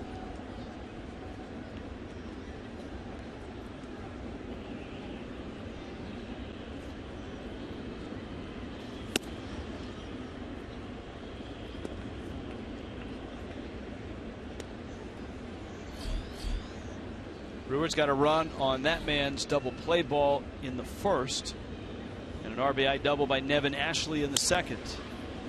Pulled to right, Ozuna makes the catch. We check in with Craig Minervini. Craig. Little check-in on this date in baseball history. 22 years ago, a vote happened in Major League Baseball. If it had not occurred then or afterward, the Marlins never would have won a World Series. What happened on September 9th, 1993? Baseball voted to expand the playoffs and include for the first time ever a wild card team and go to a 3-division format, which put 4 teams in each the American and National League playoffs. The vote was 27-1. The only team that did not vote for it, the Texas Rangers. And of course, a few years later, the Marlins would wind up going the route of the wild card in both 97 and 03, and they took it all the way to the World Series. One guy remembers that well, is in uniform tonight, and that is, of course, Brewers manager Craig Counsell, who scored the winning run in the World Series in Game 7. Interestingly enough, Texas was a team that never got to the playoffs to that point, but they voted no. The only team to do so. I think, Craig, if they could reconsider, they might vote yes. This, of course, the magical moment in 97. The chicken runs at midnight, right? Yeah, Edgar Renteria, a little bit off the end of the bat into center field. Yeah. Amazing thing, Craig Counsell doesn't look much different. You're right. Since then, does he, Craig? Same body type. I asked him the other day, jokingly when we were in Milwaukee, did you ever think you'd be a manager when you hit home plate that night? He said, that was the last thing I was thinking about. Believe me, when I hit home plate the night we won the World Series as a Florida Marlin. Counsell now 45 years old. His father worked in the front office of the Brewers for a long time. He would be a World Series hero in 2001 for the Arizona Diamondbacks. In fact, he was heavily involved in that Game 7, 9th inning rally. Remember Gonzo's hit? Counsell in that rally as well. How interesting is that one guy on 2 different teams is involved in a Game 7, game-winning, World Series-winning rally. Ball bounces everywhere. Real Muto's going to go the long way to get the out. And Tom Kohler has struck out his 10th Brewer, and that ties a career high. He gets some help from JT Real Muto. The strikeout and the long distance throw out.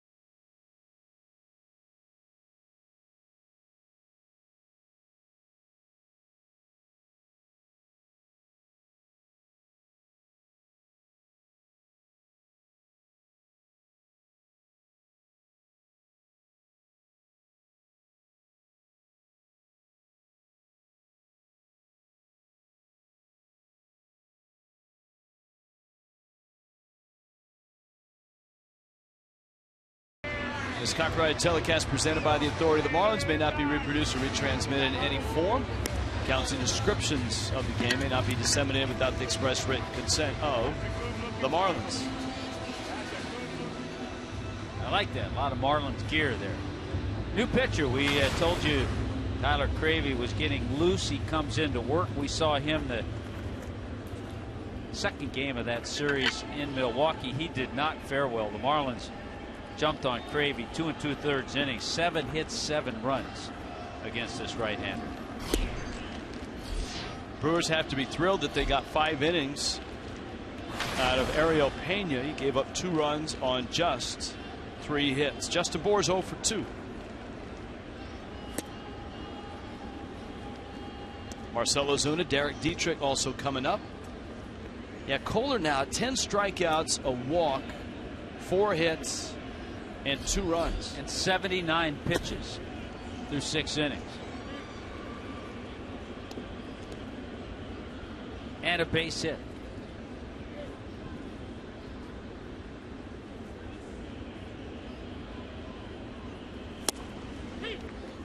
And the funny thing about Kohler is the strikeouts didn't start until really in earnest the second inning when he got a couple of them. He did get Adam Lind to end the first, and then all of a sudden he started rolling through the innings.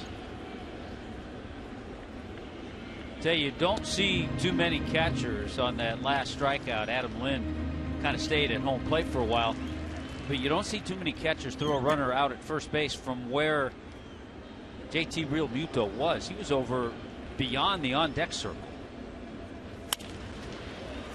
Bour's bouncer captured there by Segura in the shift. And out, and here comes Marcell Ozuna. T-Mobile brings you the Data Strong fan photo of the game. Jack and Jerry. Way to go.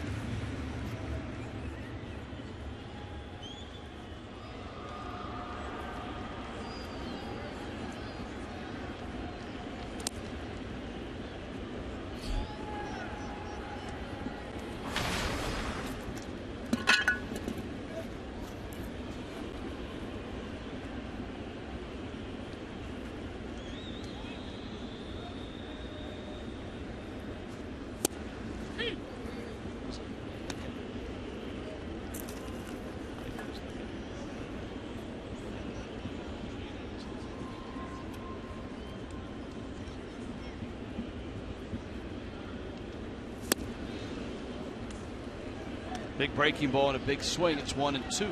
Ozuna tried to stretch his hitting streak to 7 games, 6 in a row at a 391 clip coming into tonight. Marlins had those 2 hits in the third. One of those was Tom Kohler's, and then Dietrich's triple in the fourth. Dietrich, you'll remember, was thrown out at the plate on Real Muto's bouncer to third on a great play by Elian Herrera. The Marlins challenged that he did not have a clear path to the plate. Here's the tough part for a runner, just thinking about it in that play. Ashley, the catcher, caught, and as soon as he caught, he moved. But if you're the runner and if you upend him, you're taking a chance that you upend him before he catches the ball. And then you're at fault.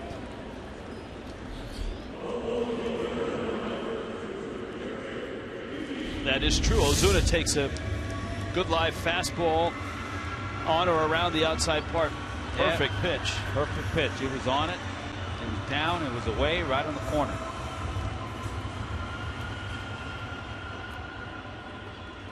So yeah, part of your brain may be saying, all right, I can come inside. I can flip him a little bit with a slide, but I don't know if he has caught the ball at this time.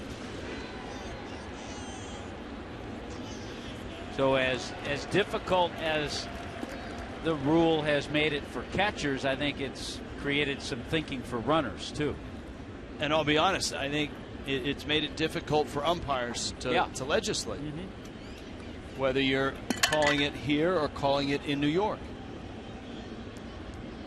To your point, though, a little clearer picture than last year. Not totally clear, but clearer than last year. Yeah, more clear.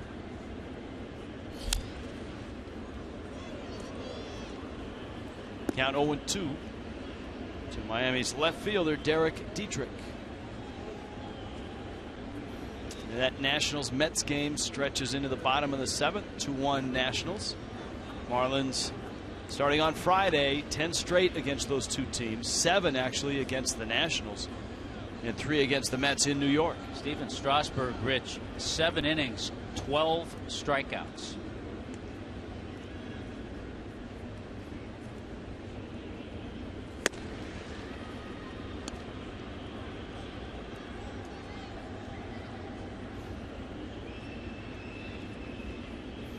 DeGrom not bad, 6 2/3, 9 strikeouts.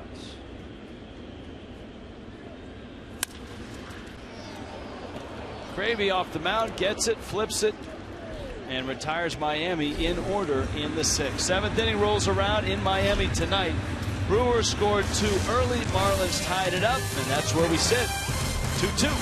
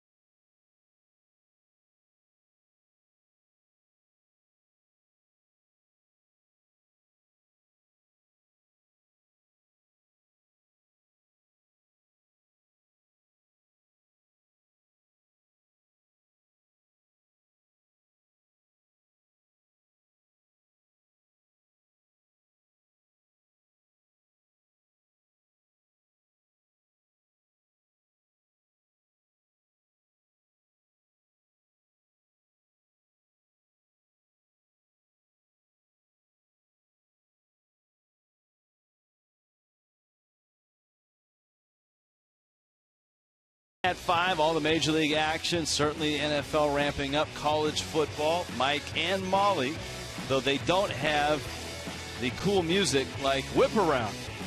If they had Whip Around's music, Tommy, then every night. I'm there most nights. Well, I know you can whip it. Whip it good. Oh, listen to you.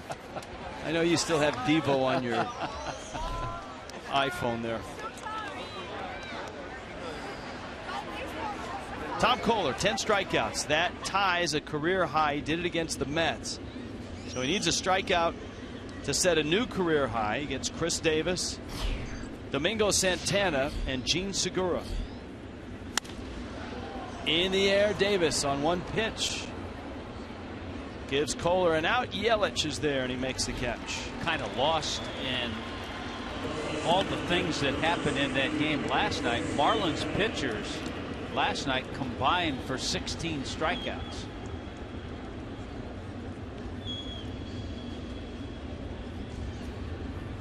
That's nice out to get that one pitch out. Santana has struck out twice after having a pretty good series.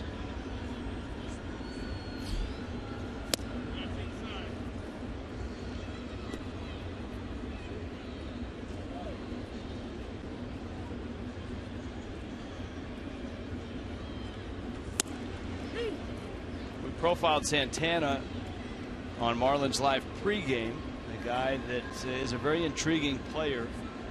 I think kind of fits in the Milwaukee Brewer mold.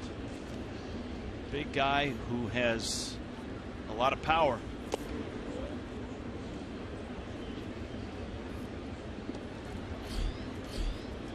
Tom Kohler's just looked comfortable throwing all of his pitches tonight.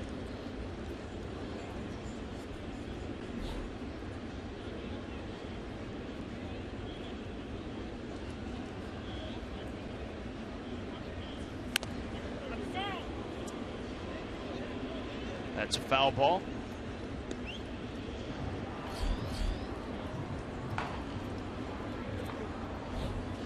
Jared Jeffress in the pen.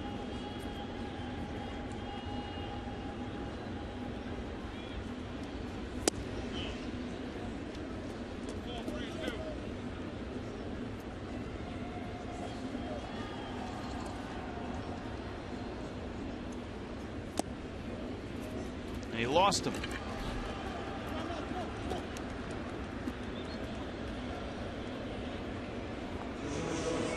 Toyota trend for the night. Marlins have not won back-to-back home games against the Brewers since 09 and 2010 seasons. A 3-game win streak spanning those 2 seasons. Yeah, for some reason the Brewers have always been a tough matchup.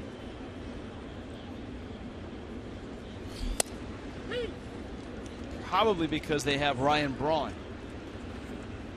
As we saw last night, Braun always hits Miami, especially in Miami, and he has singled in this one.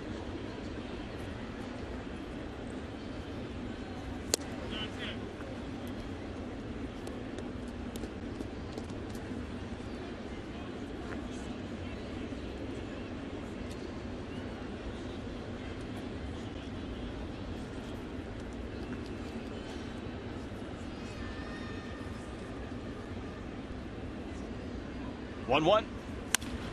Up the middle, Rojas flips, Gordon turns, Bohr secures it, and they throw it on over to Martin Prado. How about that? 6-4-3 double play. Nicely done by Tom Kohler.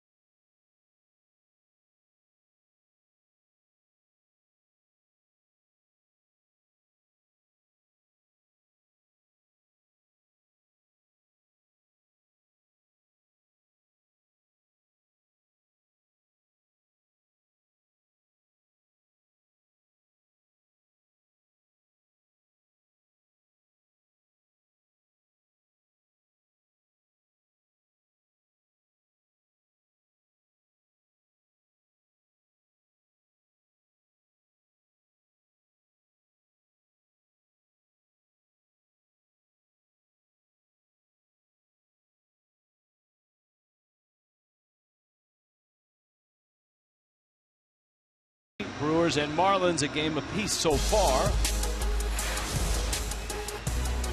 Jose Fernandez figurines, the first 10,000 fans who come through the door, Nationals and Marlins. And that's courtesy of Preferred Care Partners on this Sunday. All kids can run the bases in the Diamond Dash after the game. So the first 10,000 get a Jose Fernandez figurine. He's pitching, by the way, on Saturday night against the Nationals.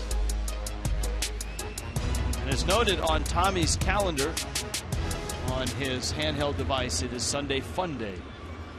Tom Kohler has been just super.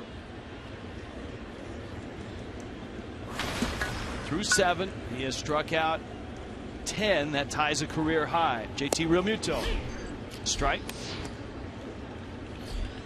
Realmuto, Rojas, and then Kohler.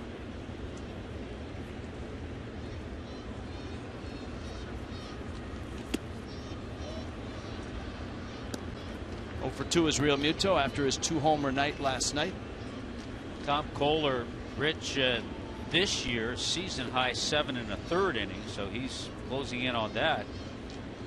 Tom Kohler's career high 8 innings.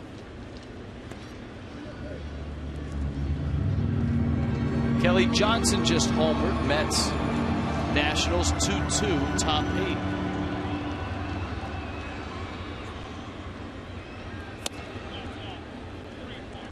And it's 3-1 to Realmuto. With the way the bullpen's gone for Washington, you got a feeling Matt Williams is going to stay with Strasburg. That's in the 8th.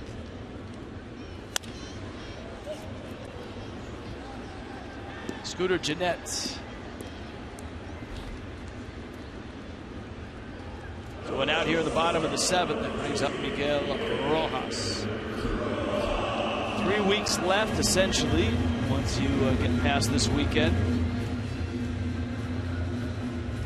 The tightest races in the American League, with the Yankees starting play, 1.5 behind Toronto. And Texas has made up ground and is a mere game behind Houston. That's the Astros have kind of been the darlings of baseball for the first 5+ months. But suddenly Texas, little by little. Yeah, they got a nice start. Cole Hamels, the Rangers did last night. He's been a welcomed addition. Texas is in Seattle tonight. Houston is in Oakland.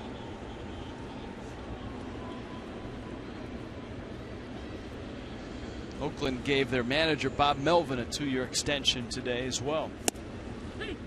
Well deserved. Houston shut out last night. They had to deal with little guy Sonny Gray for 7 shutout innings.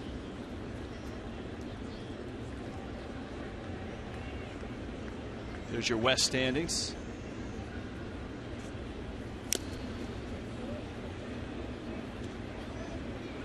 The Angels, by the way, in the wild card race are 4.5 back. Minnesota 2.5 back.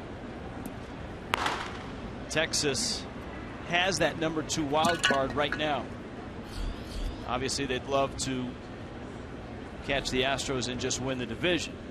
Yankees are the first wild card team in the American League.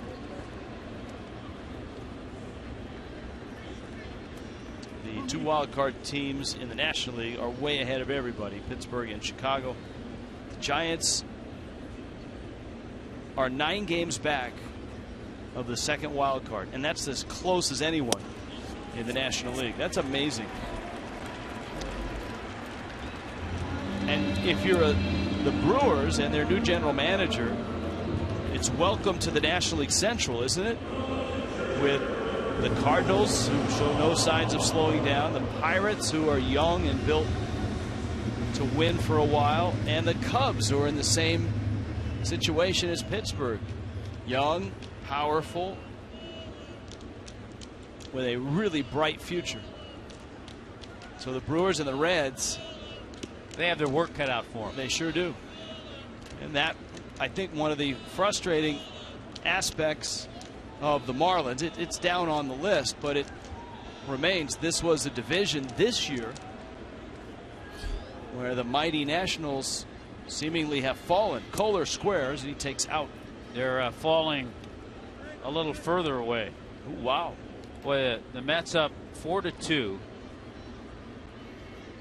You mentioned the Kelly Johnson home run. Storen came in, gave up a 2-run shot to Yoenis Cespedes. Oh. Wow. It's a big moment right here for Tom Kohler to try to help himself, to try to move Rojas into scoring position for D. Gordon. So it was Drew Storen that gave up that 2-run homer.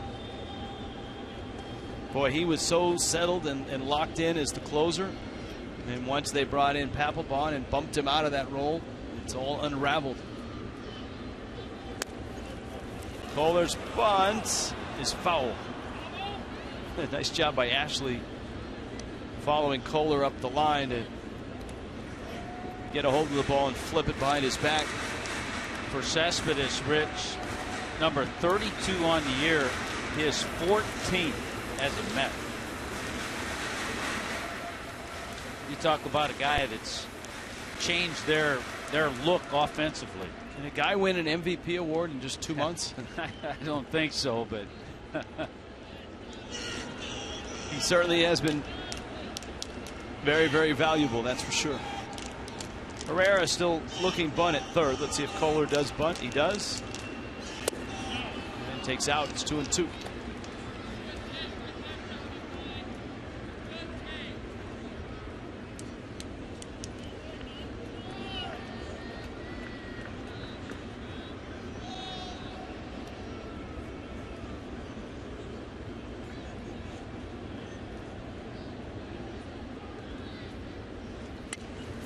Kohler's bunt is a good one. Cravey has to go to first. Nicely done by Tom Kohler.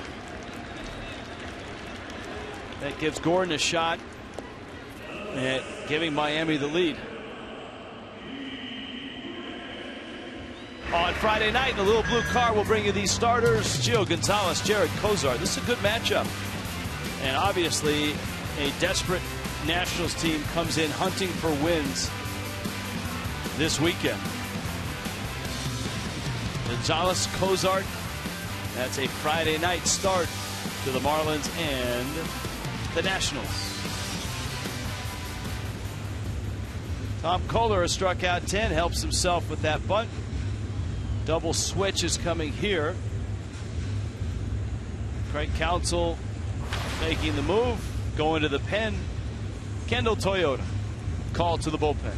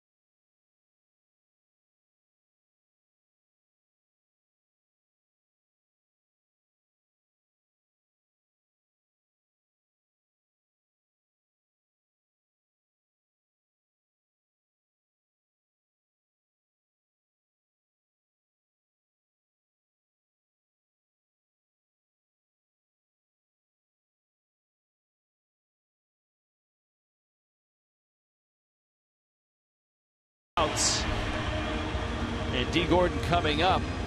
Milwaukee goes to a lefty. Of course, Gordon has had a terrific year against righties and lefties. But Will Smith, a very respectable 2.73 ERA, arrives.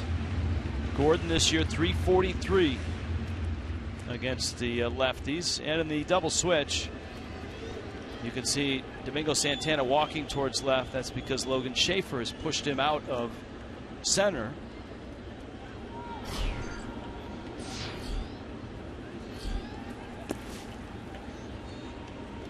Gordon takes down low.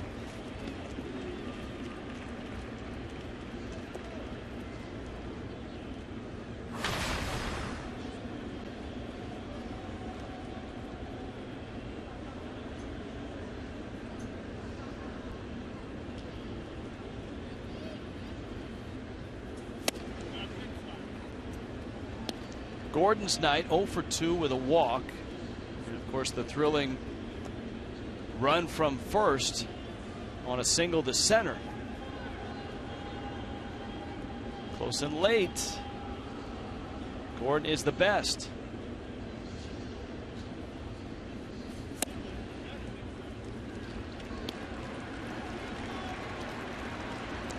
And it's 3-0.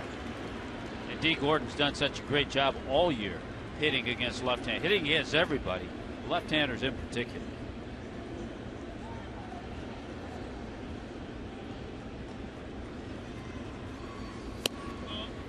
Up, and Gordon has walked for the second time.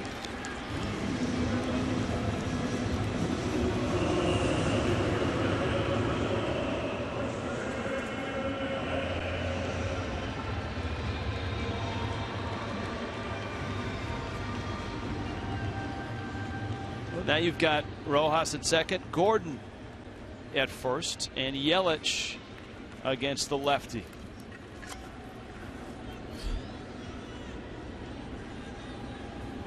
That the second time this year that D. Gordon has walked twice in a game. He has been all about the base hits.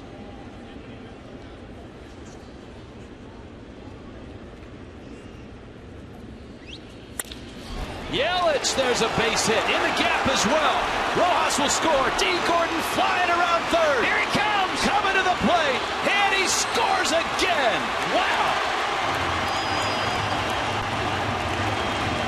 I'll tell you what, it is fun to watch him run. It's a double for Yelich. 4-2. Miami leads it. And twice Gordon has lit it up going from first to home. There is absolutely no defense either for this kind of speed. Beautiful swing by Yelich to stay back on the left-handed pitcher. Drive this ball deep into left center. You know D. Gordon was thinking about scoring as soon as it was hit. Look at Lenny Harris. He's almost to the plate himself. Now Prado, 4-2 Miami. And a strike.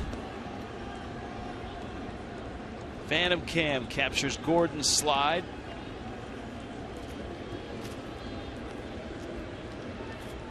Actually, he went back and retouched just to make sure.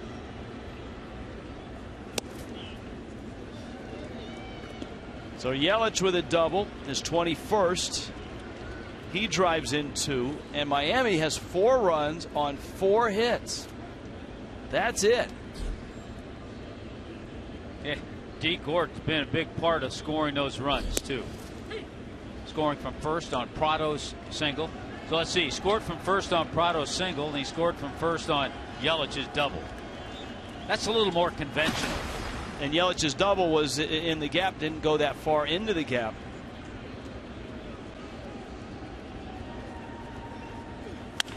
Prado, and that gets by Herrera. Yelich will score. Prado on his way to second, and he's got a double, and Miami has a 5-2 lead.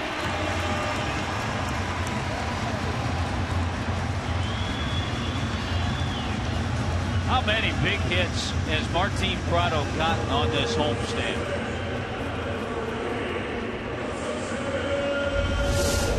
Three RBIs tonight. A single and a double. And this ball eats up Elian Herrera, the third baseman.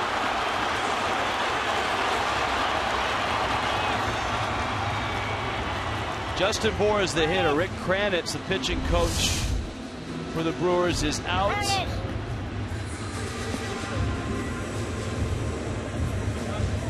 Back-to-back doubles, Yelich and Prado.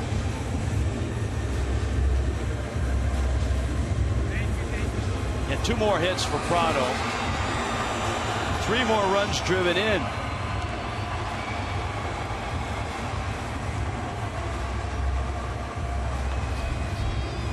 Seven RBI now on the homestand.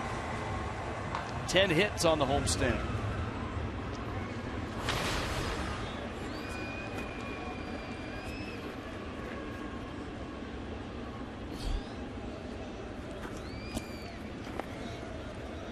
And Will Smith, who was brought in to face the lefties, walked Gordon, gave up the double that scored 2 to Yelich, and now a double to Prado, and he's got another lefty, Bohr. Action in the Brewers bullpen.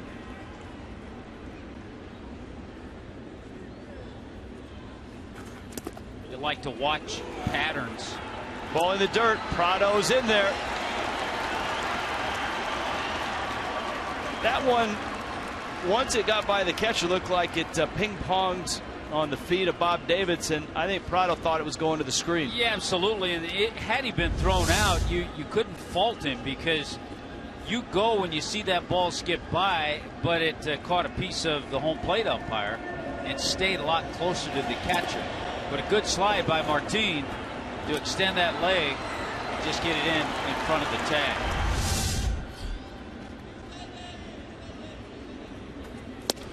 But I was looking at patterns at every left-handed hitter in this inning. Will Smith, the lefty, has started with a slider, and each time he's missed with it. 2-1 coming to Bohr. Bohr didn't like the call. Yeah, still some excitement in D.C. Bryce Harper with another home run. He's hit 2 tonight. Wow. It's 4-3 Mets. He's also doubled in the game.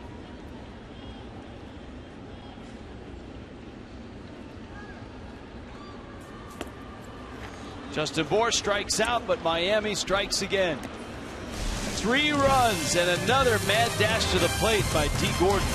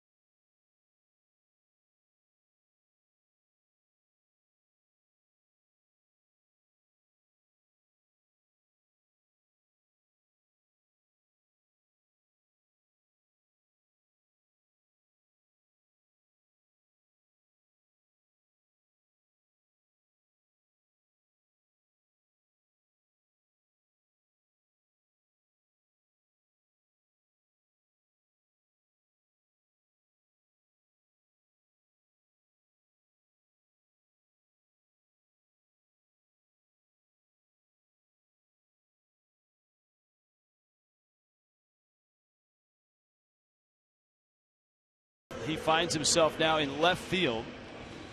Marcell Ozuna moves to center. Ichiro enters the ball game, and Ichiro out in right field.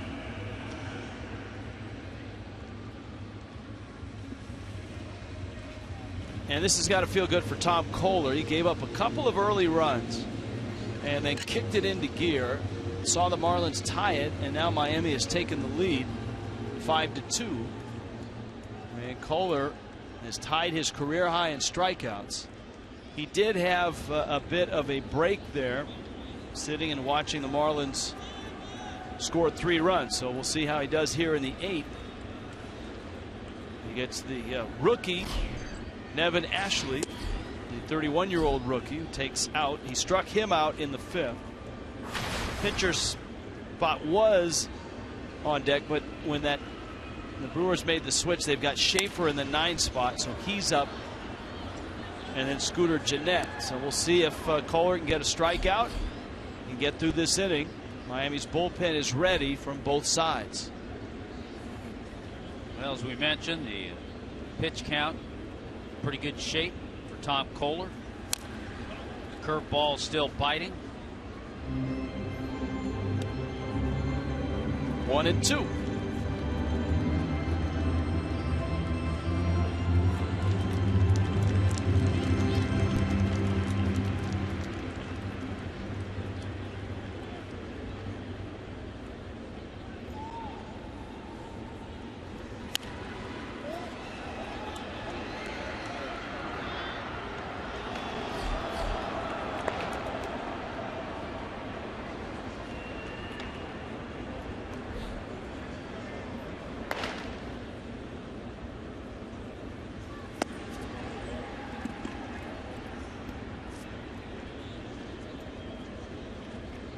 Kohler trying to snap that run of 8 starts without a win. His last win July 23rd against the Padres. He bounces one up there. He has had 4 consecutive innings, the last 4 where he's faced the minimum 3 hitters. Remember, he walked a man in the 7th, but got the 6-4-3 double play.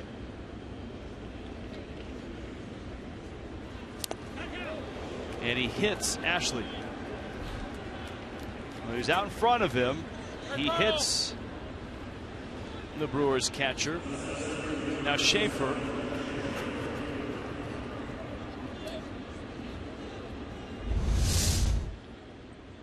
Now this pitch just gets away.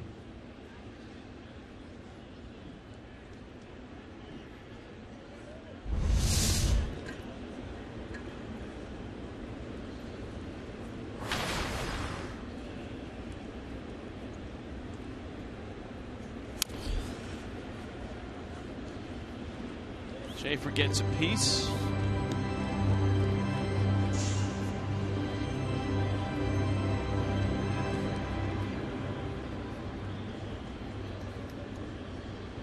Schaefer out of Cal Poly San Luis Obispo.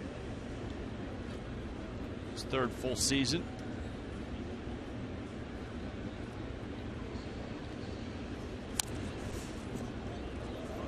Good curveballs back, a couple of good ones the last 2 pitches.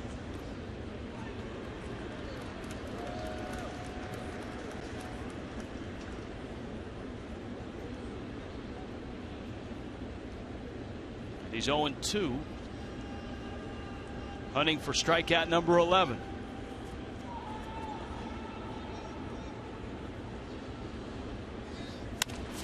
Back to Kohler. Out there. Rojas turned quickly for the out at first. Tom Kohler smells a win. Yeah, he does. That'll get you pumped up, too. And he started that double play nicely with a perfect throw to Rojas. There's the turn. Perfect throw. Rojas right there to get a speedy runner. Schaefer runs well.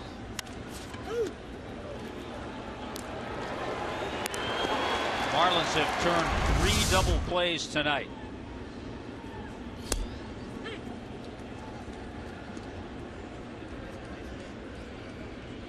Now Jeanette, who was 1 for 3, he has struck out.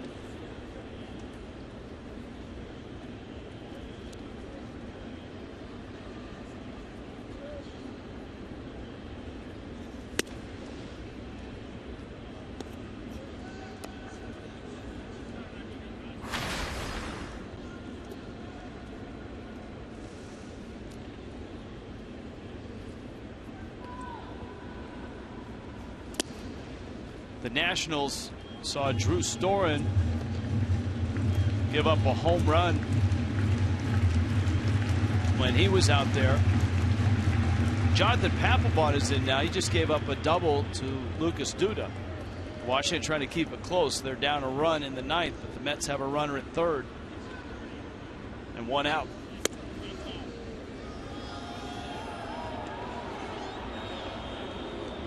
So Matt Williams beleaguered right now and under a lot of heat and scrutiny. His bullpen stumbling again tonight to right. Ichiro there makes the catch. Tom Kohler, 103 pitches. A smile on his face, 10 strikeouts, in line for a win. 5-2.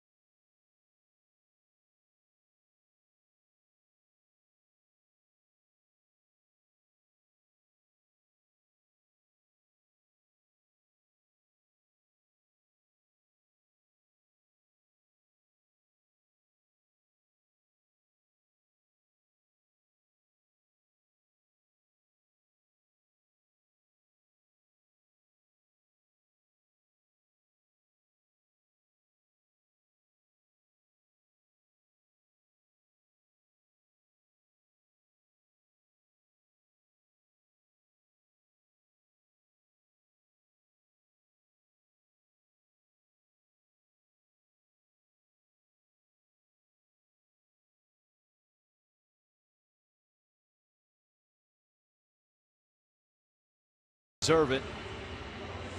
A couple of early runs. Here are the gauntlet of handshake and well wishes and attaboys. A career high in strikeouts, a career high in innings. And right now a 5-2 lead and a chance to get win number 9. Well, he was able to also bring the ERA under 4 with his performance tonight and trying to pick up that first win since July 23rd in San Diego. He's pitched some decent games in between, but going to get that win. Hopefully it looks like tonight.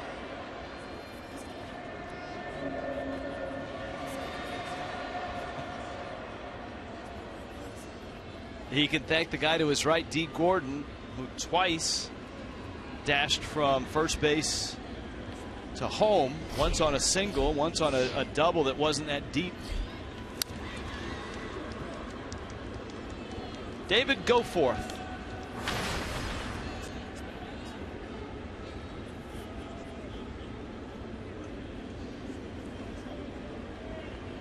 Goforth third out of the bullpen for these Brewers, who have a game tomorrow night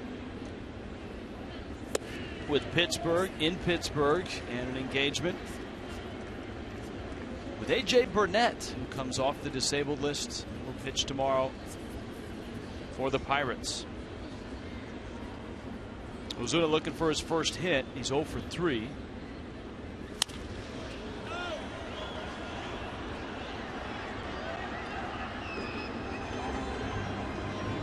Just about 3 weeks left.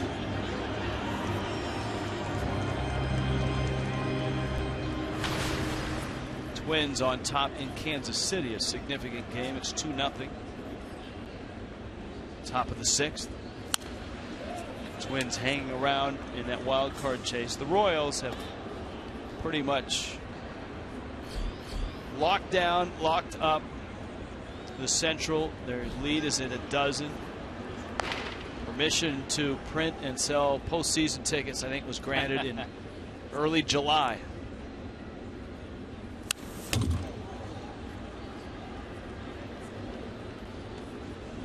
Ozuna's foul ball finds one of our hidden crowd mics.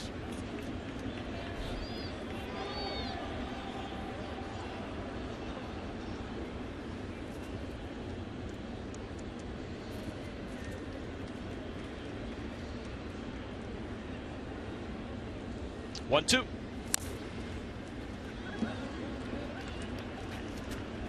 I think an intriguing postseason matchup to me will be if the Dodgers match up against St. Louis and Kershaw pitches. He's had a terrible time in postseason beating the Cardinals. He's not been a great postseason pitcher, and a lot of that damage, you're right, is Cardinal inflicted.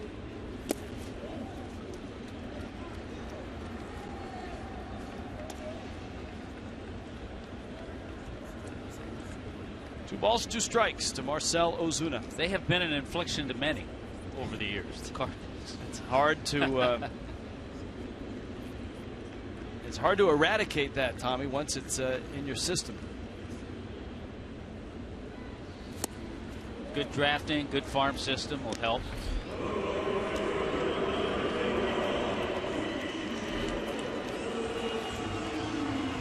Ichiro stands in. Geico presents this Major League moment. Ichiro becomes the first player with 10 consecutive 200-hit seasons back in 2010.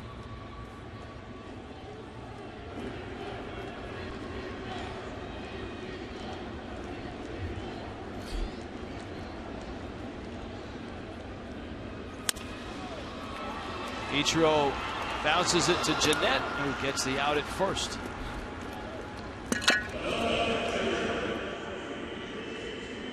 Speaking of the minor leagues and player development, the Marlins added to their front office Mark Del Piano, who is a very respected name in baseball, was in the Pirates front office, special assistant to the general manager, had a hand in helping build that Pirate team, is the new vice president of player development for the Marlins. Boy, terrific, talented guy. Got a few texts from some scouts that I know saying what a tremendous addition to the Marlins organization to get Mark Del Piano.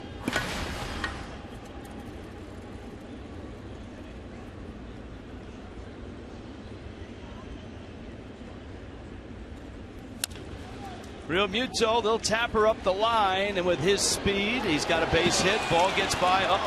He took the turn. He's going to be out if tagged. He is. Real Muto gets the hit, but once you step towards second and make a little bit of a move, you are vulnerable. No place to hide after that happens. Here comes A.J. Ramos in the ninth.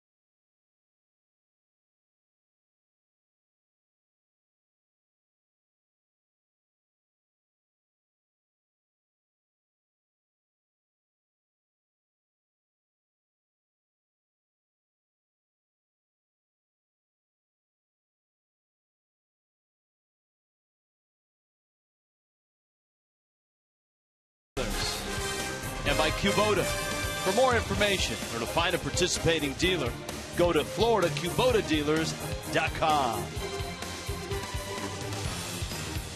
In Miami tonight, 5-2, Marlins on top. This has been a fun ball game for a lot of reasons. Tom Kohler with 10 strikeouts, a career high. He ties it. Also 8 innings, that a career high as well. A.J. Ramos comes in to try to save it. D. Gordon and those electric feet of his on display tonight, scoring twice from first, once on a single and once on a double. We've had some, I think as you put it, some D dashes tonight. Well, the Mets have finished off a sweep of the Nationals in D.C. And the New York Metropolitans now have a 7-game lead in the East. That was a series that the Nationals going into it, had they swept, they'd be 1 game back.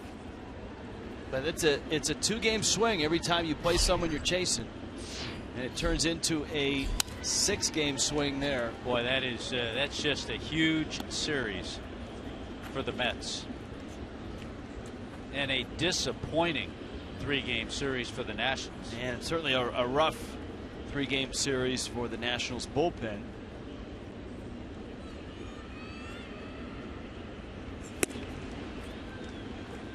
Elian Herrera is first up. Ryan Braun, Adam Lind also scheduled to appear. Look at that.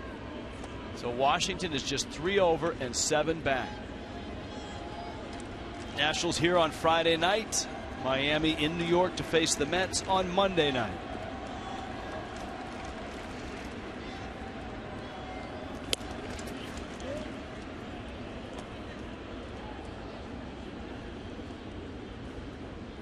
Mr. Met will be giddy with joy when we see him on Monday.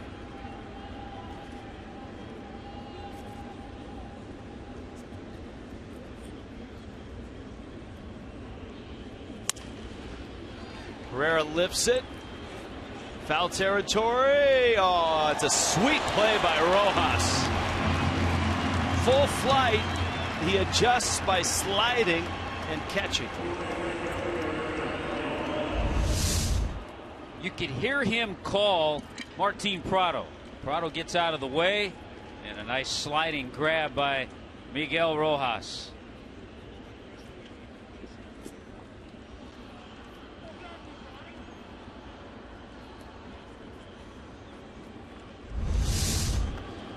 Ryan Braun now on a 1-for-3 night.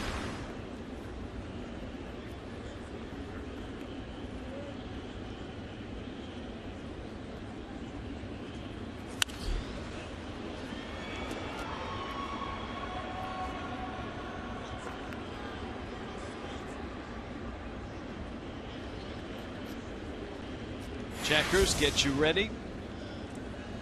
There's a quick peek at what's coming up. Dees dashes home. Tom Kohler, a prolific night with strikeouts, 10 of them. That's all coming up from center field. Craig Minervini and Jeff Conine all suited up.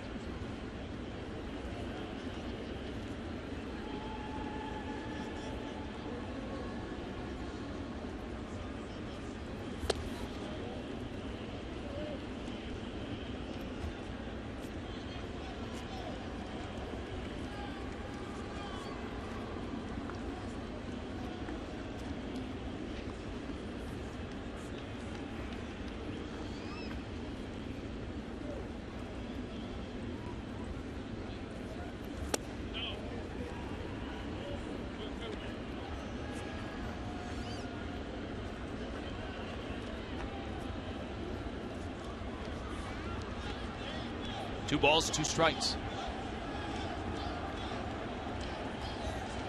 Ramos worked the 9th and got the save last night.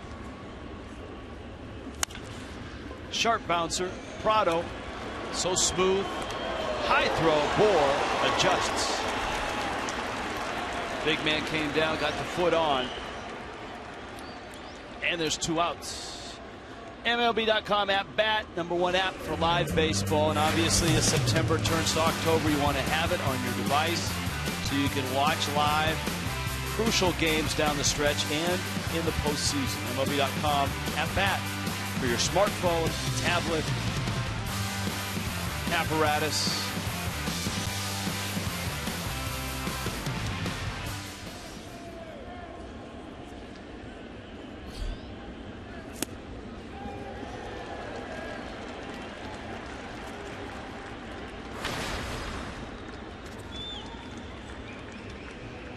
Adam Lind, who was 0 for 3. Boy,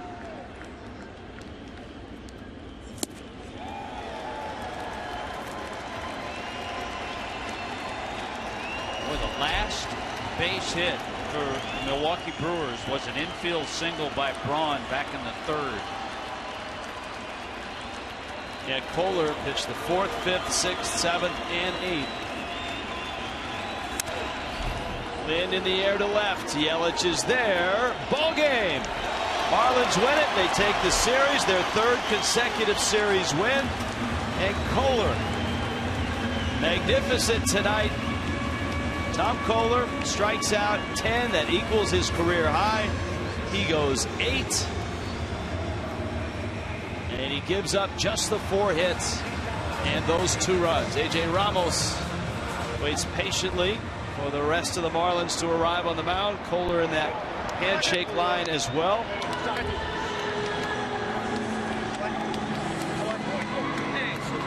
"5-2 the final. And a lot to like here. A lot to like from Kohler to D. Gordon to Martin Prado, who drove in 3. Tom Kohler's night tonight. Remember, he gave up single runs in the 1st and the 2nd. But as you pointed out, Hut, from that infield single on in the 3rd, he was lights out. He made pitches with the curve, with the slider. with the fastball, and the curveball was with him all night. And he got some tremendous defensive help. He helped himself starting that 1-6-3 double play. 3 double plays turned behind Tom Koehler tonight. Boy, the ball club really needed Koehler to get deep, and that's something that he takes a lot of pride in, is making every start and getting as deep as he can. And tonight he goes 8 innings and strikes out 10. And just outstanding for Koehler and for the Marlins, beating the Brewers, 3rd straight series win. Tom Koehler joins us now. Yeah. Tom, congratulations. Outstanding for you tonight. You tie a career high with the 10 strikeouts, 8 innings on a night where your ball club really needed you to get deep. Yeah, it was, they did a great job making some great plays early that allowed me to go deep into the game. So, it's one of those team wins where the guys, put up some runs there late and got some big double plays when we needed them. From the early part of the game, all the pitches seemed to be there, but the curveball really stood out tonight. Did you have a good feel for that tonight? Yeah, the first couple innings I was rushing a little bit and forced them to stay a little bit more on the plate, but the curveball really felt good as the game went on. As a team, Tom, you've won 3 series in a row. You sweep the Braves. You take a really good Mets team and get 2 of 3, and you beat the Brewers 2 of 3. It's nice to see the ball club, especially in September, really starting to come together and play this way. Yeah, I mean, obviously we're not in the position that we wanted to be in at this time in the year, so all we can do is try to finish strong and go out there and play hard every day and put together a nice run or a really good month to end the year and build some momentum going forward and play like the team that we know we were all along. I know you take pride in keeping your team in games. Tonight made it 21 of your 27 starts, 6 innings or more. And I know you take pride in that.